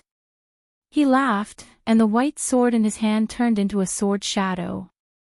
With blood as a guide, he cleared out hell, and caused the 3 realms to shake. That night, there were no ghosts on the 800-mile road to the Yellow Springs. There were only dazzling and blooming mandalas. The road that was built seemed to be calling someone home. When Guanyin saw this, she shed a tear. The bell of Lane Temple rose and fell, and Buddha only chanted Amitabha. With that, little Tiger Bo tilted her head, looking as though she was waiting for a compliment. Momo, is this story good? You should continue making it up. Chi Nemo glanced sideways at her.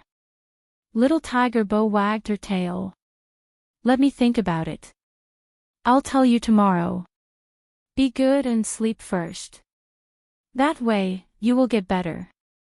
Chi Nemo looked at the little face that was very close to him. He pinched it with his fingers. Silly, don't worry. Ha! Little Tiger Bo blinked in confusion. Chi Mo's drug took effect. When the little person was about to close her eyes, her voice floated over. Even if we are different after we grow up, I won't let anyone hurt you. Little Tiger Bo heard this sentence. Her pair of tiger eyes lit up slightly. In reality, little Tiger Bo more or less understood that ordinary people wouldn't be able to accept what she was going to do in the future. She had watched so many cartoons and movies. They all said that people from different worlds would never be together. She had asked Grandpa before. The little princess's family was a policeman. No, that wasn't right. It should be the kind that was more powerful than the police. Anyway, they were specially here to catch her. She didn't want the person who came to catch her to be Momo. She didn't want Momo to hate her after knowing what she did for a living. Hence, even the story she made up revealed a kind of desire. What made her happy was what he said.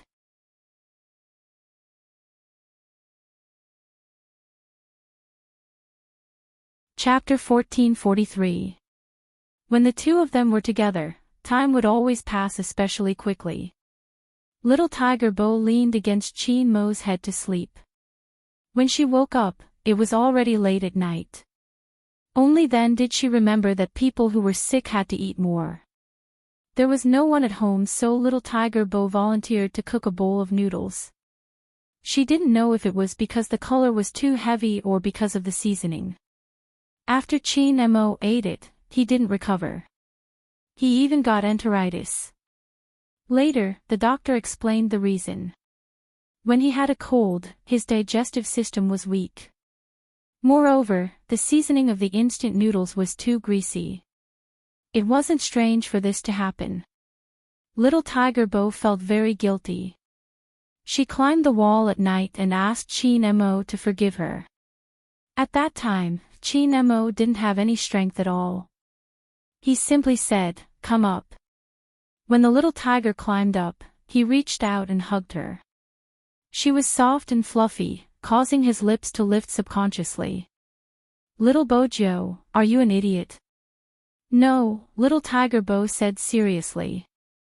Little Tiger Bo said seriously, "But Momo, this is the first time you took the initiative to hug me.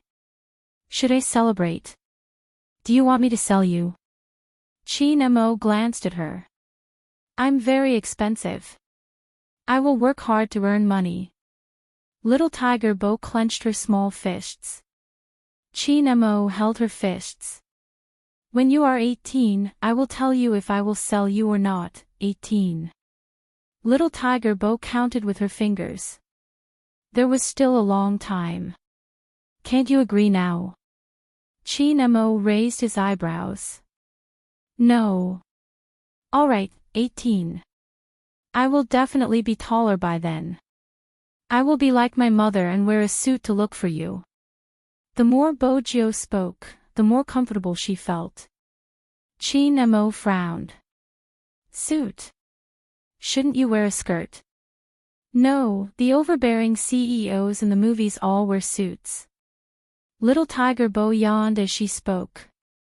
Her small head rested on Chi Mo's shoulder like a real little tiger. She wagged her tail twice. "Momo, I'm sleepy." She was asking Chi Nemo to coax her. Some habits were probably formed through nurturing. Before she knew Chi Nemo, Bojo would never let anyone coax her to sleep. But now that she was listless, she would lean her little head on Chi Mo's shoulder. Chi Nemo would pat her back from time to time and say something in a cold and pleasant voice. It was nothing more than asking her to sleep. There were only a few days left before the spring festival. No matter what, Old Master N had to make a trip back to China, and so did Chi Nemo. When little Tiger Bo heard this news, she went into Chi Mo's little panda luggage. Momo, I'll be your checked luggage. Bring me along. It wasn't that he hadn't thought of bringing a certain little tiger along with him. Chi Nemo went to ask, but the lazy Mr. Bo didn't agree. He smiled faintly and said, no. It was also that day that Chi Nemo smelled the scent of blood on this adult. Even though he was wearing a trench coat, the scent was faintly discernible. But before Auntie Bo came back, he entered the bathroom. Chi Nemo was a child who could keep things in his heart. That was probably what people with high IQ were like. He left a medicine box at the Bo family's house and didn't say anything. But Chi Nemo didn't feel good about not being able to bring his little tiger along. Especially when he was about to get into the car, he saw a certain someone's round tiger eyes. When I'm not around, listen to Uncle Bo, don't climb the wall all the time. You can't eat too much of the candy I give you. If you're hungry, use the key I gave you to enter the house. I've stuffed the snacks in the cupboard full. There are ready-made canned beef. Eat less instant noodles. You have my house number. Call me if you need anything. Don't be mischievous. Chi Nemo couldn't help but pinch her face. I'll be back soon. Little Tiger Bo hugged her little keyboard and nodded. She counted the time in her heart. 3 days wasn't too long. It was within his acceptable range. Even so, when the bus was about to leave, little Tiger Bo didn't let go of Chi Mo's sleeve. But what stunned Grandpa wasn't little Tiger Bo's actions. It was because his grandson obviously didn't want to leave. This was a completely different attitude from when he first arrived at this place. The most surprising thing was, when the car started to move, his grandson started to be absent-minded. From boarding the plane to taking off and landing, his grandson's face did not show any trace of a smile again. It wasn't until he picked up his phone and made an overseas call that his face warmed up a little. At that time, WeChat didn't exist. It wasn't as convenient as it was now. He had to use a computer to make a video call. But it was nearing the new year. Even children were busy. Moreover, there was a time difference between the two of them. The moment Chi Nemo returned to the military courtyard, he was surrounded by children. He didn't have time to make a call. When he finished visiting his relatives and picked up his phone, he realized that the time wasn't right. Most importantly, he had originally planned to return after New Year's Eve. Because Madam N suddenly had an important matter to deal with. Therefore, the deadline to return was lengthened. Fortunately, Chi Nemo was free. He could coordinate with a certain little tiger's time to make a call. But no one picked up the call. Bo Jio wasn't at home. Instead, she followed Mr. Bo to the university. This time, she wasn't acting cute. Although it looked like it. Bo Jio was still wearing her little old Axe pajamas. But this wasn't Mr. Bo's motive. Otherwise, he wouldn't have brought his daughter to school at such a time. Something happened in the hacker world. This wasn't the first time. It had never been peaceful. This was the life he chose. But in terms of privacy, there had never been such a big oversight like this time. Some people would know him sooner or later. In the past, Mr. Bo wasn't worried about these things. But it was different now. The one lying under his desk and the woman in the opposite building were his lifeline. They were all his lifeline. Although he had already sent out a call and was waiting for the butler to come. But this also meant that Jio wouldn't have a choice anymore. Mr. Bo looked up and glanced at the English words on the blackboard. He supported his chin with one hand and asked casually, "Joe, do you like what we are doing now?" Little Tiger Bo leaned against the corner of the desk. She didn't say anything.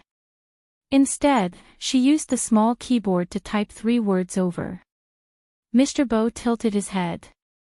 His gaze deepened. That's good. The most important thing now was to hide Joe well. As for him, he would distract the attention of those people. He couldn't really let them find anything. He had to think carefully about moving back to the castle.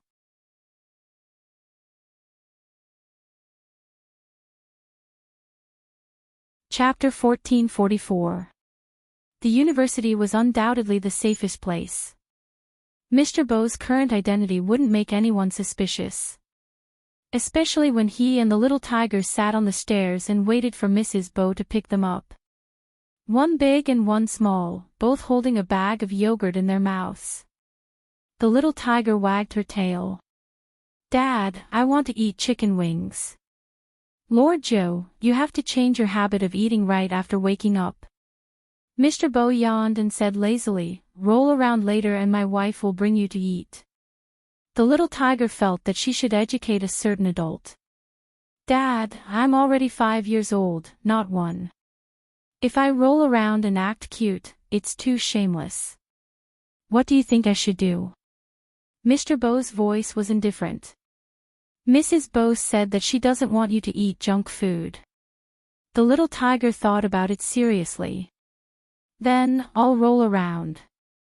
Roll a few more times. I want to eat too." Mr. Bo smiled. He reached out and pulled his collar. There was a different kind of mischievous look on his face. The little tiger nodded her head and gave him an "okay" gesture. One big and one small, they maintained their previous sitting posture. The 2 faces were very eye-catching. Many university students looked over. They were extremely cute. Mr. Bo was quite famous in the university. This wasn't the first time he brought Bo Joe to wait for Mrs. Bo. But every time, the foreigners would feel a strong impact. They wanted to give birth to a Xiao Nao Fu too. Mrs. Bo was wearing a professional suit and high heels. The moment she walked into the university, she saw this scene. The 2 of them were drinking yogurt again. Was the food in the university so bad? Mrs. Bo couldn't help but smile. She walked over. Little Tiger Bo was the first to see Mrs. Bo. Her round tiger eyes lit up instantly. She pounced towards Mrs. Bo. "Mom. Are you good today?" Mrs. Bo looked at her attire and rolled up her daughter's sleeves. Little Tiger Bo reported seriously, "I'm very good. Dad has been sleeping." "Hey." Mr. Bo smiled lazily. He freed one hand and knocked the book on Little Tiger Bo's head. Then he leaned forward and placed his head on Mrs. Bo's shoulder. "I didn't sleep on purpose. I wrote too many documents and felt dizzy." It was rare to see Mrs. Bo with such an aura. When she appeared, many people looked in her direction. Successful people and students who were still in school had different auras to begin with. The more it was like this, the easier it was to prove that the extremely handsome PhD student was actually a sugar daddy of some female entrepreneur. Many hot girls and new students felt that it was a pity. He really couldn't understand why he had to find someone older than him. Of course, the man's appearance was impeccable. He looked no different from them in terms of age. Due to the nurturing of her temperament, she gave off the feeling of an iceberg beauty for no reason, but it was different from that. Because when she was wearing a professional suit, the feeling of a superior was not only that of a beauty, but also an indescribable sense of coldness and abstinence. "Why are you feeling dizzy all of a sudden?" As Mrs. Bo spoke, she stretched out her hand and rubbed a certain adult's head. Little Tiger Bo completely understood her father's tricks. When it came to fighting for favor with her father always spared no effort. Anyway, he wasn't too afraid that people in school would say that he was a sugar daddy. From a certain point of view, Mr. Bo was indeed like a little puppy. However, when the people beside him saw his actions just now, they all asked themselves if this was the evil senior they knew. They didn't feel like it. Mr. Bo didn't care about other people's opinions. Recently, Mrs. Bo had been too cold to him. He had to find some sense of existence. Little Tiger Bo didn't forget what happened just now. She wagged her tail and blinked her tiger eyes slightly. Dad said that he wanted to eat chicken wings just now. His dizziness should be because he is hungry. Mr. Bo glanced over and raised his eyebrows. His Lord Joe and that fellow from the Chin family were so good that they knew how to use others as a shield. Chicken wings. Mrs. Bo seemed to be helpless between the two of them. She sighed slightly. Just one meal. After that, I will go to the airport. Both of you eat some vegetables tonight. You can't eat meat all the time. Mr. Bo hugged her waist and planted a kiss on her lips. Don't worry, I will take good care of Lord Joe. Mrs. Bo didn't expect such a sudden action from him. The people around them were looking at them. Was he no longer resisting letting others know what their relationship was? Or was he too young and always did things according to his mood? Mrs. Bo could more or less understand this from him. She tried not to talk about their relationship in public. It wasn't because he said anything, but she could feel it. After all, he didn't even introduce his tutor and some people he knew from school. Mrs. Bo understood him on this point. It was probably strange. They had been married for so many years.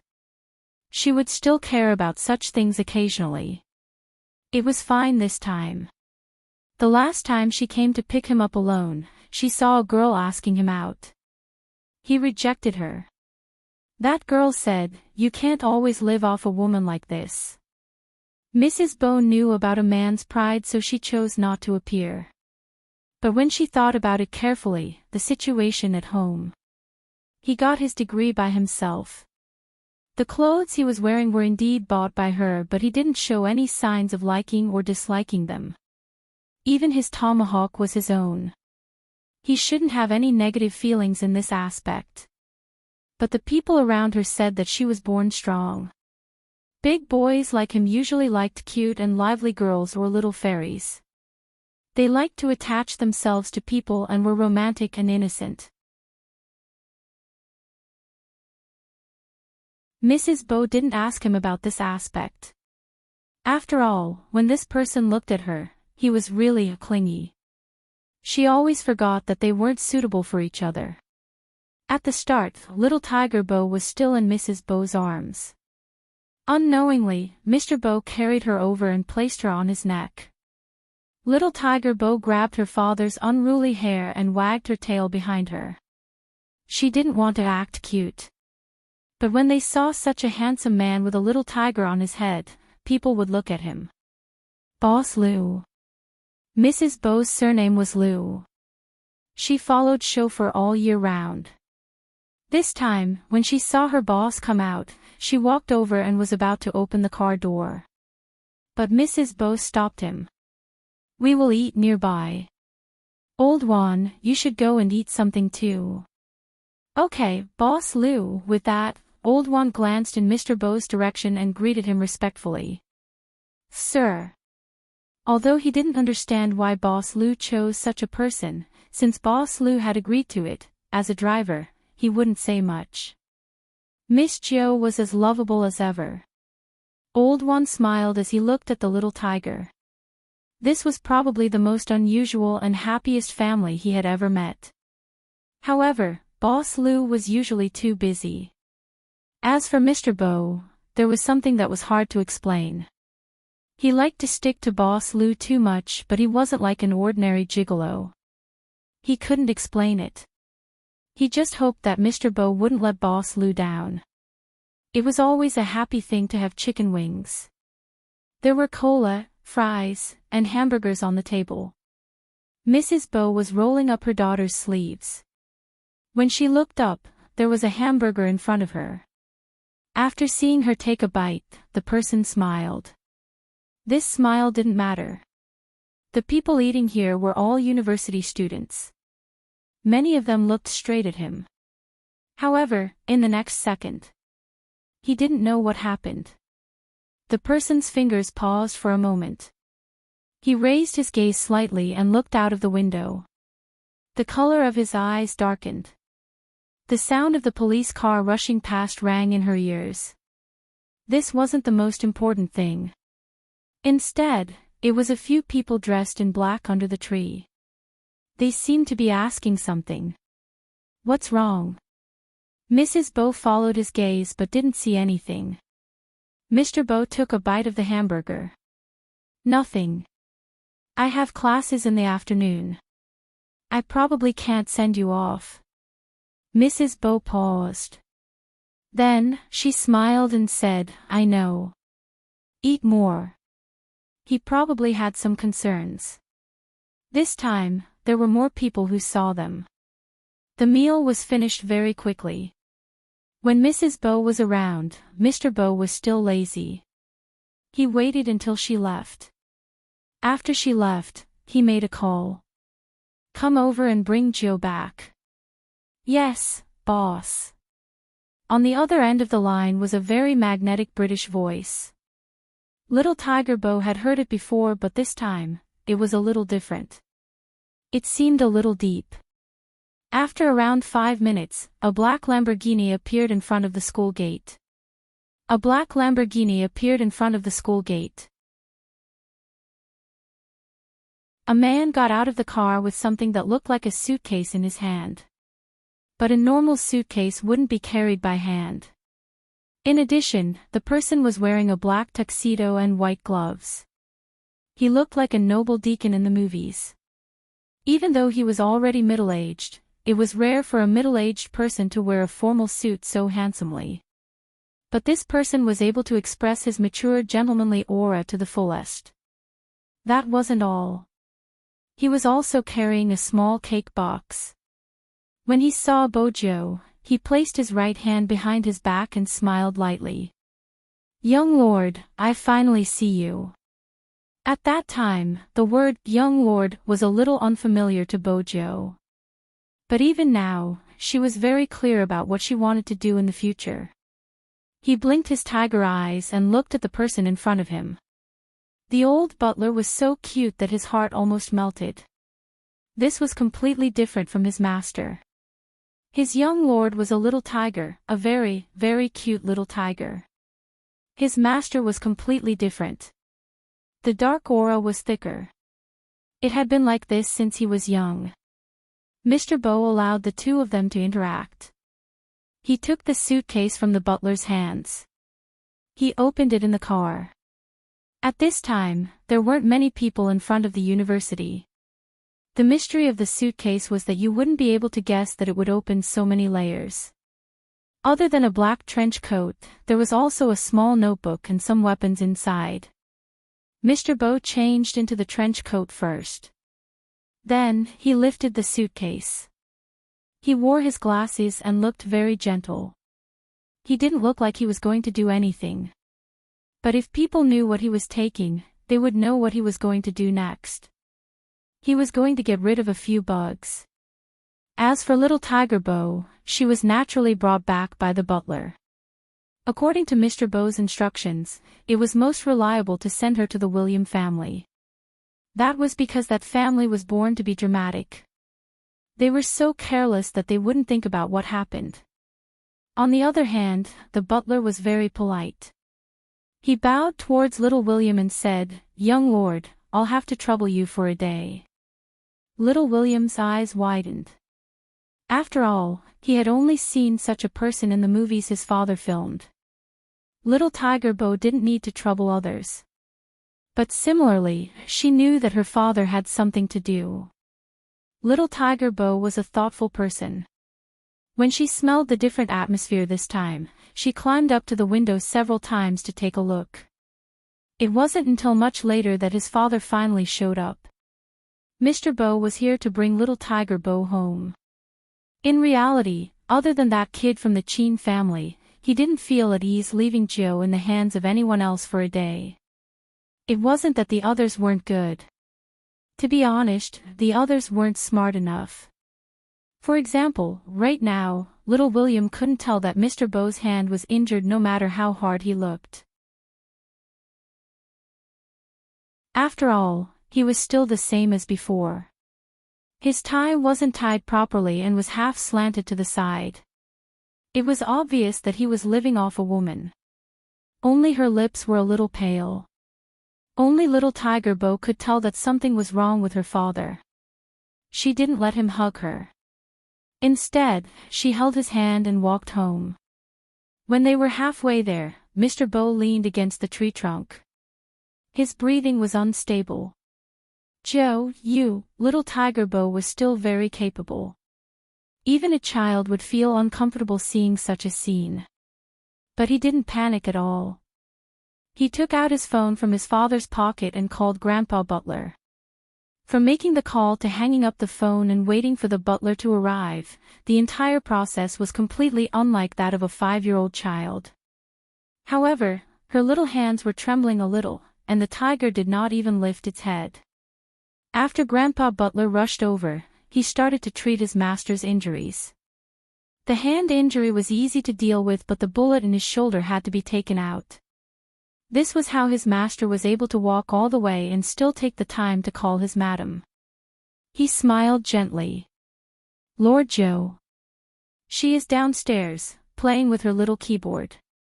Don't worry, I will take good care of her." After hanging up the phone, his breath leaked out. The temperature was a little high. Grandpa Butler prescribed a lot of medicine. After treating the wound, he said, "It's all thanks to young Lord's timely call." Mr. Bo leaned against the wall.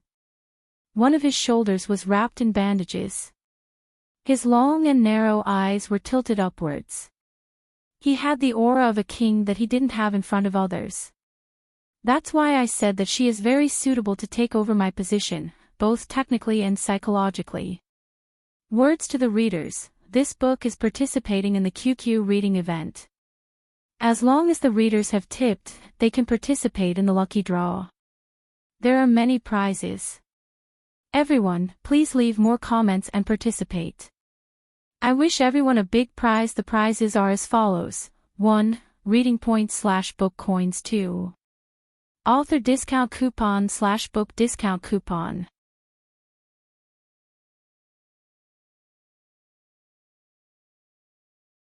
Chapter 1445. Downstairs. Little Tiger Bo was tapping on her keyboard. She was trying to use her computer to contact Momo. But when she went into the chat tool, she looked at the time on the monitor. The sky in China wasn't bright yet. Momo was definitely sleeping. Little Tiger Bo paused and scratched her face. Then she looked up and glanced at the second floor. Recently, her father had been more mysterious than before. She didn't know what happened. If Momo was here, he could help her analyze it. Momo seemed to know everything. Little Tiger Bo hugged her little keyboard. She glanced at the gray profile picture again.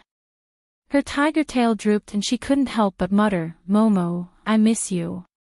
At that time, Bojo was still young. She spoke in a childish voice, which was very likable. It would make people forget all the mischief she had done when she was naughty. Chin Mo had asked himself this before. What was so good about that person? He couldn't say it. But he couldn't find another person like that person. But there seemed to be something buried in his heart and he couldn't take it out.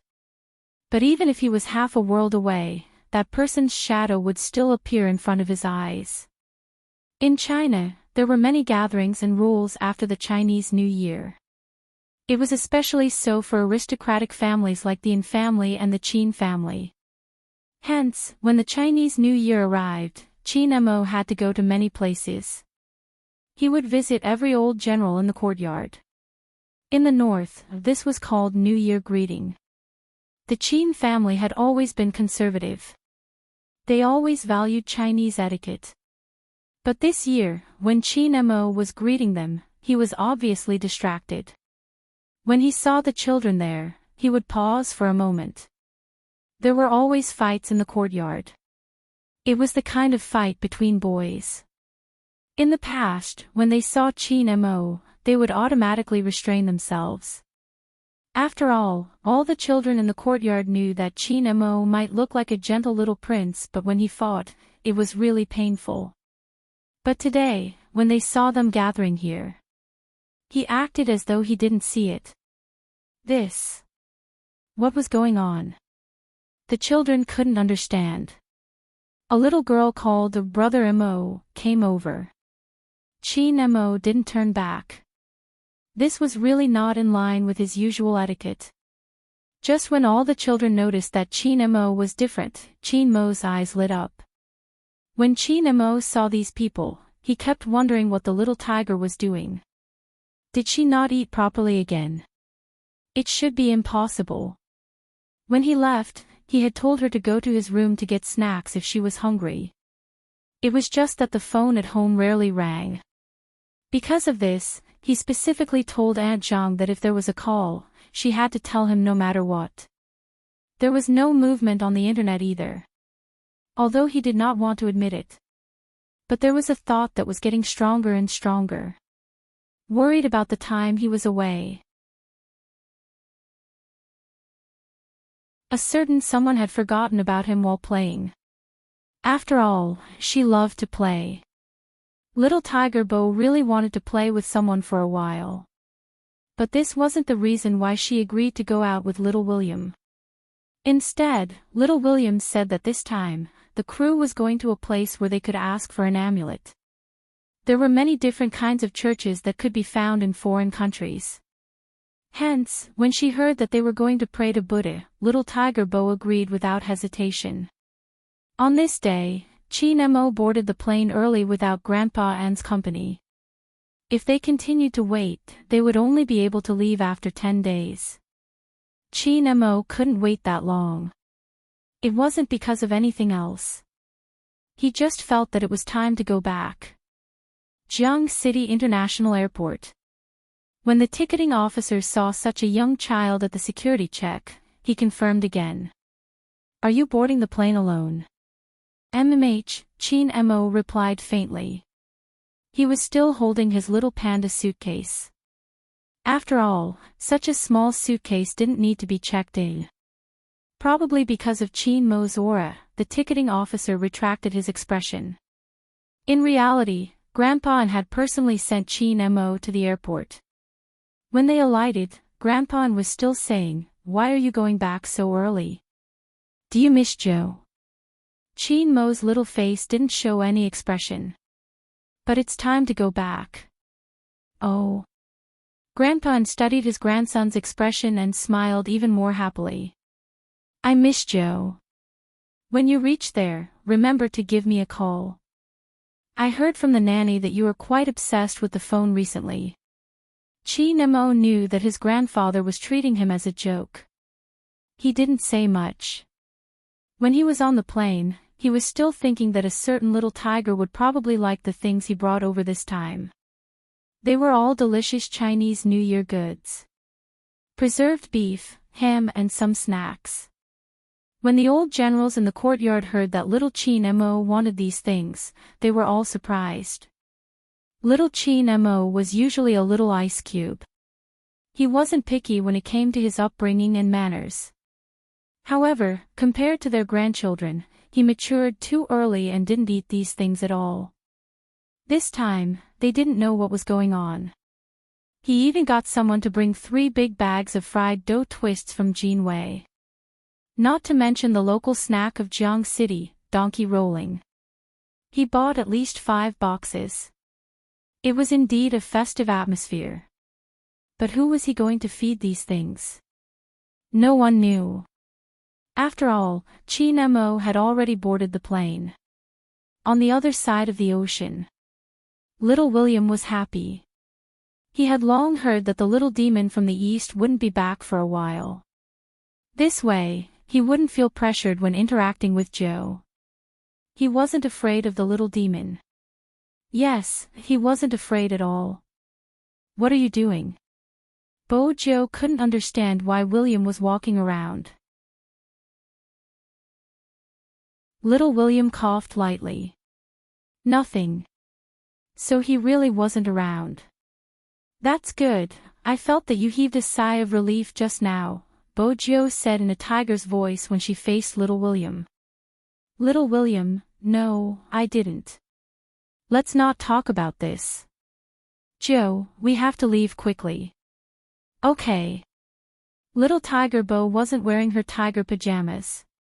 Instead, she was wearing a taekwondo uniform.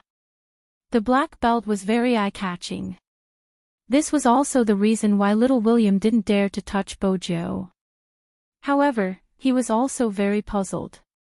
Why didn't Joe show her skills in front of the little demon? When he thought about this, Little William couldn't hold it in anymore. He asked what was on his mind. Bojo sized him up from head to toe before saying, Momo isn't like you. Momo is good-looking and gentle. He gets shy easily. If I use force, I will scare him. Little William. When you beat me up until my face is swollen, you never considered that you would scare me. Also, look at my eyes. They are blue. Don't you Asians like eyes that are like the sea? As expected, his daddy was lying to him. Joe was completely different from those actors who came overseas to develop their careers. This wasn't the first time Little William's heart felt stifled. Fortunately, this child's self-healing ability was good. In less than 10 minutes, he started to call Joe his brother again. Every time Bojo came to this kind of production, she would help Little William settle some trouble. Little William didn't like people trying to get close to him because of his father. But because of his personality, he couldn't say anything. Usually, Jill would stand there and look at those people. She would ask them if they wanted to go and play. Then, she would solve the problem perfectly. It was the same this time. The difference was that Little William was still playing around. Although he was very interested in the Eastern faith, he was also in awe of it. But he didn't seem to have any requests. On the other hand, Bojo ran here and there. She didn't seem to care about the sweat on her face.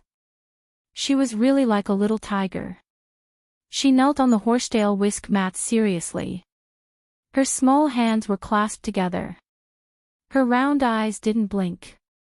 It was rare for such a young child to be able to do this. Unless she was a little monk in a temple. She was probably too young.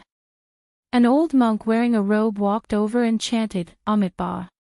He had seen countless people, but he had rarely seen such a fate. Her murderous aura filled the sky, but she had a Buddhist fate. What kind of fate was this? Bojo probably heard this voice. She tilted her head and blinked her eyes at him like a little tiger. Master. The old monk was stunned when he saw her. His gaze landed on the tear mole at the corner of her eye. He couldn't help but stretch out his hand, wanting to touch the child's head. Little Tiger Bo was still kneeling there. Her small face was very serious. Master, I want to ask for 2 protective amulets.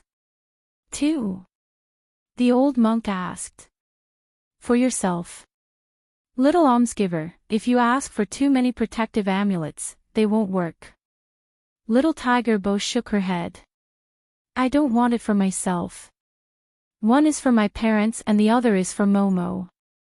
I hope that they can be safe. Master, I only have this one wish. Isn't it working? The old monk looked into her eyes. After a long time, he said, You can make other wishes. You don't have to ask for your parents. Blessings can be given to others. Why not yourself? It's my good fortune that Momo is safe and sound. Little Tiger Bo's eyes were very big. They gave people a furry feeling. Even though it was a life of misfortune. It's my fortune that Momo is safe and sound. The old monk was shocked. In that case, I will give 2 protective amulets to little almsgiver. If little almsgiver regrets it, you don't have to give one of the protective amulets. When little Tiger Bo received the 2 protective amulets, her eyes lit up. I won't regret it. Thank you, Master. After she finished speaking, she even bowed to him. The old monk stood there and chanted Amitabha again. He only retracted his gaze when the small voice could no longer be heard. Should he say that children were all sincere? That was why he said such words. However, how much did a person value another person in order to treat that person's safety as his own blessing? The old monk looked up at the Buddha statue in the middle. A novice monk came over to invite him to the front hall. He said that all the believers were here. The old monk waved his hand. Today's grace has been given out. Ask the benefactors to come next month. Given out. The novice monk scratched the back of his head. When did he give it out? Didn't his master just come out? Moreover, he could give 3 people a month. This was what his master had promised. Why did he push it to next month the moment he came out? The novice monk didn't understand. Master, if you give out the grace, there are still 2 people left. No. The old monk reached out and touched his disciple's head. Go. Tell me the truth. The novice monk replied, yes. He didn't understand who was lucky enough to get 3 sets of grace from his master. After all, the grace given by his master was always effective. This was also the reason why so many people came here. Hence, people only knew that Chin Mo rode in the amulet. He said that his wish was for the little tiger to live a peaceful and happy life. They didn't know what Bojo got for him. Little William didn't look over. He felt that this place was mysterious. There were some places that he couldn't get out of. It didn't look like the buildings and specifications of their foreign countries. Fortunately, Grandfather Butler was here. It was strange. In the past, Joe never needed to bring anyone along when they went out. Why was this Grandpa Butler following him and Joe wherever they went this time? Fortunately, it didn't affect their play. Little William was curious about what Bojo asked for. Joe, go and pay your respects to the Eastern gods. What did you ask for? They said that you can shake the Buddha. I can't remember what the Buddha is. Anyway, you can ask for a marriage. I already have Momo. I don't need to ask for a marriage. The only flaw was that Momo still hadn't agreed to sell her to be her pet. Little William's lips froze on the spot. Joe, did you consider my feelings when you said that?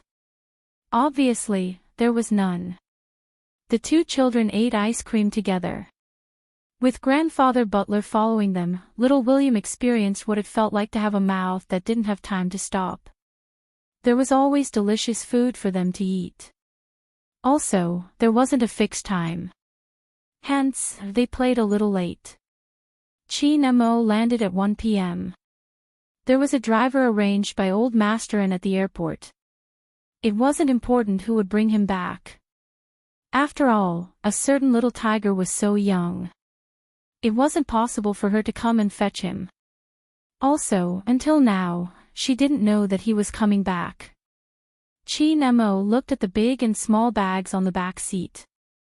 He used his brain a little and he could imagine the expression on the little tiger's face when she saw him and the pile of snacks. She would definitely pounce on him, hug his waist and say that she missed him. He knew a certain someone's routine very well. With that in mind, Chin Mo tilted his head, the corners of his lips curving upwards. The driver looked at the rearview mirror in confusion.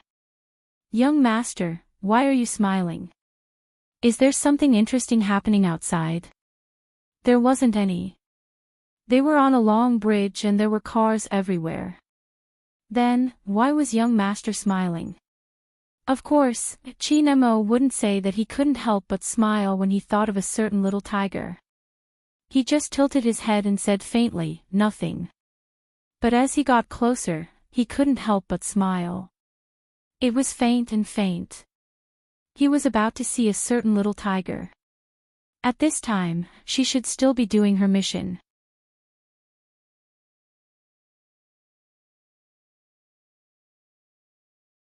Chapter 1446. There was no response. Was it because she was too serious about her mission? Chin Mo thought that a certain little tiger might be wearing earphones. He looked up and glanced at the balcony that connected the two houses. Wearing a down jacket, he did something he had never done before. He learned from a certain little tiger and climbed over the wall. He probably wasn't familiar with her.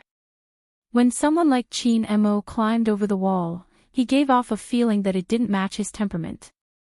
When the young golden-haired butler came back, he saw this scene. At first, when he saw the small figure, he thought that Miss Jo was being naughty again. He said anxiously in English, "Oh no, Miss Jo, young master will be back soon. If you do this, young master will be back soon." When the golden-haired butler saw the cold little face, even the hair on his head was shocked. How was this possible? Everyone knew that their young master was a model when it came to etiquette. How could he climb the wall? "Why are you shouting?" Chin Mo lowered his gaze and glanced at him. His voice was indifferent. The golden-haired butler stood there in a suit. "No, nothing." He really wanted Miss Jo to see how his young master looked when he climbed the wall. He really wanted to laugh. Chin Mo ignored him. After standing on the balcony, he walked towards the floor-to-ceiling window. Through the floor-to-ceiling window, he could clearly see that there was no one inside. Uncle Bo and the others weren't here. Even a certain little tiger wasn't here. The room wasn't that messy. Suddenly, it was so clean. It seemed as though the owner hadn't come back. Of course, at that time, Chin Mo didn't have the inhuman ability to speculate as he grew up. After all, he was still a child. But the feeling was right. Chin Mo looked in a certain direction through the floor-to-ceiling window. A certain little tiger should have been sitting there. Her little claws were tapping on the keyboard. She must have scratched her face from time to time because she didn't know how to roll up her sleeves. However, she looked as though she was the most serious. Otherwise, she would lie at the side and grab snacks to eat. If he hadn't asked her to sit on the chair, she would have been naughty forever. Chin Mo didn't think that the room would be so empty without the little tiger that was crawling back and forth. Downstairs, the golden-haired butler looked at the back of the little figure standing on the balcony. He didn't understand why. From his angle, his young master's face seemed a little disappointed. He didn't wait for him to see clearly. Chin Mo slid down the wall. What was going on with the Bo family recently? He didn't know if it was because he was too serious about this problem, or if he didn't have any experience in climbing walls. When Chin Mo came down, he accidentally cut his hand. The young golden-haired butler exclaimed and hurriedly ran over. "Young master, are you all right?" "I just wiped my hand. What can happen? Let's go back first." Chin Mo tilted his head and glanced at the back of his hand. His face was as calm as ever. He was still wearing the small black down jacket. Chin Mo really didn't expect that the little tiger wouldn't be around at this time. It wasn't because of what her grandfather had said, but because he missed her. How could he be so childish? Once again, Chin Mo denied his grandfather's words. However, his eyes turned to look behind him. He bought her so many things. I wanted her to see it sooner. That was why he didn't even go home and went straight to the Bo family's house.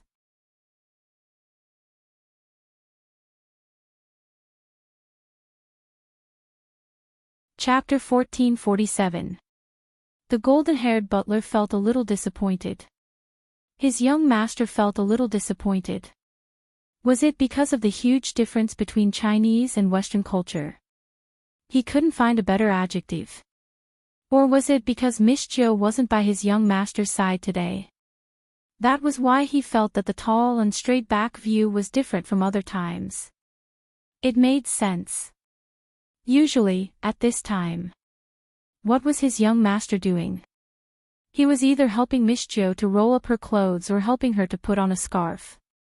He would even put on a hat so that Miss Jo wouldn't see the road. He wanted her to not be so naughty and obediently let his young master hold her hand and walk. But today, his young master didn't do any of these. When he walked forward, he felt a little lonely. He couldn't remember the Chinese saying. Anyway, it was just a lonely shadow. At this moment, a car light suddenly shone over. At this moment, Chin Mo realized that the sky had turned dark. He turned his head and saw that the car was parked in front of the Bo family's house. But that car didn't belong to the Bo family. Just as Chin Mo furrowed his brows, the car door was suddenly pushed open. The car door was suddenly pushed open and a little tiger jumped out. She shouted, "Momo, Momo." She pounced towards his direction. Because she was too happy, little tiger Bo forgot to control her strength. She accidentally pushed Chin Mo onto the ground. "Momo, why are you here?" Her big tiger eyes were round and black. She couldn't hide the joy in her eyes. Chin Mo didn't correct her about her strength. This was the first time he didn't tell little Bojo not to pounce on him so easily. Instead, he turned his head and placed his hand on her waist. He probably wanted to enjoy this reunion after a long time. That was why he wanted them to be closer. But he didn't want others to see his emotions. Thus, he buried his head on the little tiger's shoulder. His voice was calm. "I'm back." This was the first time little tiger Bo saw her little princess Chin being so proactive and a little shy. She happily took out the amulet she had begged from Master. Without thinking, she pulled a red string and put it around his neck. "Momo, a present for you." Chin Mo replied, "MMH." His voice didn't sound like anything. But the young golden-haired butler could see the slight difference when he looked at him. The smile on his young master's face was too obvious. Was he that happy? Also, don't think that young master Zen is nothing. Except for the things that Miss Jo gave him, he would accept them. If anyone else offered it to him, he would politely reject it. As long as the person who gave the gift was Miss Jo. Whether it was a small stone, a wild mushroom, or that huge piggy bank. This kind of inconspicuous thing was placed in the most conspicuous place in the room by the young master. It was impossible for others to touch it. On the other hand, the young master loved it when people asked him questions like, "Where did you buy this tiger piggy bank? It's rare to see such a big one." The young master would always reply lightly, "A certain little tiger gave it to me." In fact, the corners of his mouth were curling up slightly. At that time, the young butler inexplicably understood why the young master would place these things in the most conspicuous place. He was clearly showing off.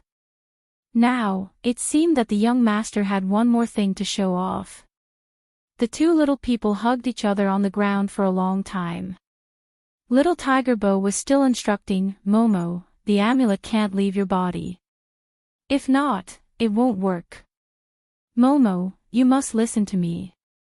MMH, listen to me." At the end of her sentence, little Tiger Bo stretched out her hand and touched Chin Mo's head. Grandfather Butler wasn't around. Besides the driver and the bodyguard, there was another person in the car. It was little William. He always felt that Gio had a special characteristic. It was that after seeing that little demon from the east, she would automatically block everyone around her. Little William followed them and called Bojo. Then, he said, "Joe, let's meet at another place tomorrow. If Uncle Bo doesn't come back today, come to my house and sleep." Grandfather Butler said not to stay at home alone.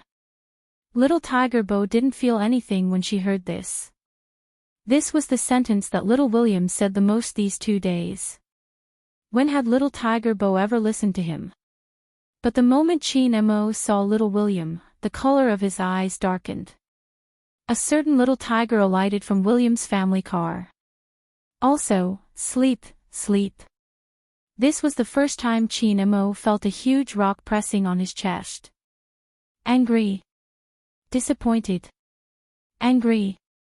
Probably all of them. That was why Chin Mo couldn't control himself. Before little William could say anything, he pulled little Tiger Bo up from his body. He ignored everyone and pulled her wrist directly into the Ann's house. He couldn't control his strength. But Chin Mo didn't understand.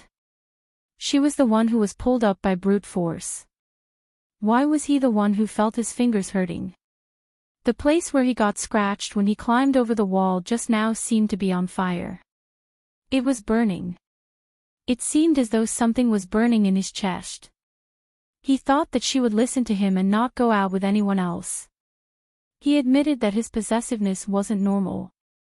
As an ordinary child, how could she not play with others? But Chin Mo couldn't control his thoughts. For example, he kept thinking that this was the little tiger he was raising. The little tiger should only look at him and play with him. She shouldn't be close to others. He only raised this little tiger. He wasn't interested in other people at all. Since he could do it, a certain little tiger should be able to do it too. But not only did she not listen to him, she even became so intimate with little William. When Chin Mo lowered his gaze, he tried to calm his emotions but he couldn't. Little Bojo, how many times have I told you? You are a girl. Can't a girl be reserved? Little Tiger Bo's small face was serious. I'm very reserved. You pounce on people whenever you see them. Is that considered being reserved? Chin Mo knew that he was venting his anger but he couldn't control it. Little Tiger Bo's round eyes were a little gray. Momo, if you don't like me like this, I won't pounce on you in the future. This isn't the first time you said this. You even said that you would listen to me obediently. Forget it, why am I telling you this? Little Bojo, I've said it before, if you want to play with others, don't play with me. Bojo's eyes were cold as she looked at Bojo. After he finished speaking, Chin Mo turned and walked towards the stairs. Little Tiger Bo instinctively wanted to hug him. Don't always use this method. Chin Mo tilted his head. His small side profile was handsome and cold. If you want to play with others, then play with them. I don't want to control you anymore. Little Tiger Bo was a little hurt when she heard this. I didn't ask you to control me. You are too strict. I'm just mischievous. I didn't do anything bad. When Chin Mo heard this, he didn't say anything else. He went upstairs directly. The young golden-haired butler was a little dumbfounded when he saw this. After all, he had never seen these two little people quarrel. Miss Jo and his young master were so close that people would think that they were biological siblings. After all, when his young master treated Miss Jo, he always spoiled her. Hence, no matter what Miss Jo did, he never got angry. At most, he would frown and lower his gaze to clean up Miss Jo. Miss Jo, on the other hand, liked to give gifts to his young master. She always acted like she wanted to take care of him. In this house, Miss Jo was the one who poured water and brought fruits. This was the first time the two of them quarreled. The young golden-haired butler wanted to say something. Little Tiger Bo couldn't take it anymore. She stood there, not being stubborn anymore. Her little head was lowered. No one knew what she was thinking about. Then she lifted the little keyboard and walked out of the door. She was listless the entire time. She also wondered if she was being too passionate at times. But she thought that Momo liked it. If not, Momo wouldn't allow her to fool around. She knew that she was mischievous. But she had been controlled for so long. How could he just ignore her when he said so? Couldn't he be more trustworthy? Little Tiger Bo was so angry that she threw the little keyboard in her hands. She didn't want it anymore. But the moment she threw it, she remembered the scene of that person dismantling the little keyboard and reassembling it. She ran back and picked up the little keyboard on the ground. When Mr. Bo saw this scene, he pushed his motorcycle up and lifted his helmet. He whistled in a very cool manner and said lazily, "Who made my Lord Joe angry? I don't want to play with little princess anymore. He doesn't like me at all." Little Tiger Bo hugged the little keyboard. Her lips were pressed into a line. Before Mr. Bo could say anything, Little Tiger Bo opened her mouth again. Little Tiger Bo opened her mouth again. "Dad, can I kidnap little Princess Jean? He won't like me anyway. After I kidnap him, he might fall in love with me after some time." Mr. Bo tilted his helmet and knocked Little Tiger Bo's head. "If you want your dad to be wanted by the entire world, kidnap your little princess." "What should I do?" "Sigh, I'm so frustrated." Little Tiger Bo tilted her head and lowered her voice. "I haven't seen Momo for a long time. But Momo said that I shouldn't be reserved and that I shouldn't keep pouncing on people." Mr. Bo, who was used to being his daughter's relationship counselor, agreed with her. His voice was still casual. He wore a leather jacket and jeans, looking very cool. "You really shouldn't be so proactive. You should keep that little ice block from the Chin family hanging. Don't say bad things about Momo." Little Tiger Bo was still very protective of her child. "I should be the one saying it." Mr. Bo. Was this daughter his biological daughter? "All right, Lord Joe, let's talk tomorrow." Mr. Bo reached out and picked up the little tiger. He placed her on his neck. "Let's go home and sleep." Little Tiger Bo replied. Then, she seemed to have thought of something. She grabbed her father's hair with one hand and took out another amulet from the pocket of her jacket with the other hand. "Dad." "Mr. Bo, I refuse to listen to you praising your little princess anymore. You're tuning into the Journey of the Soul YouTube channel. Don't forget to subscribe and join us on this journey to catch the most captivating stories.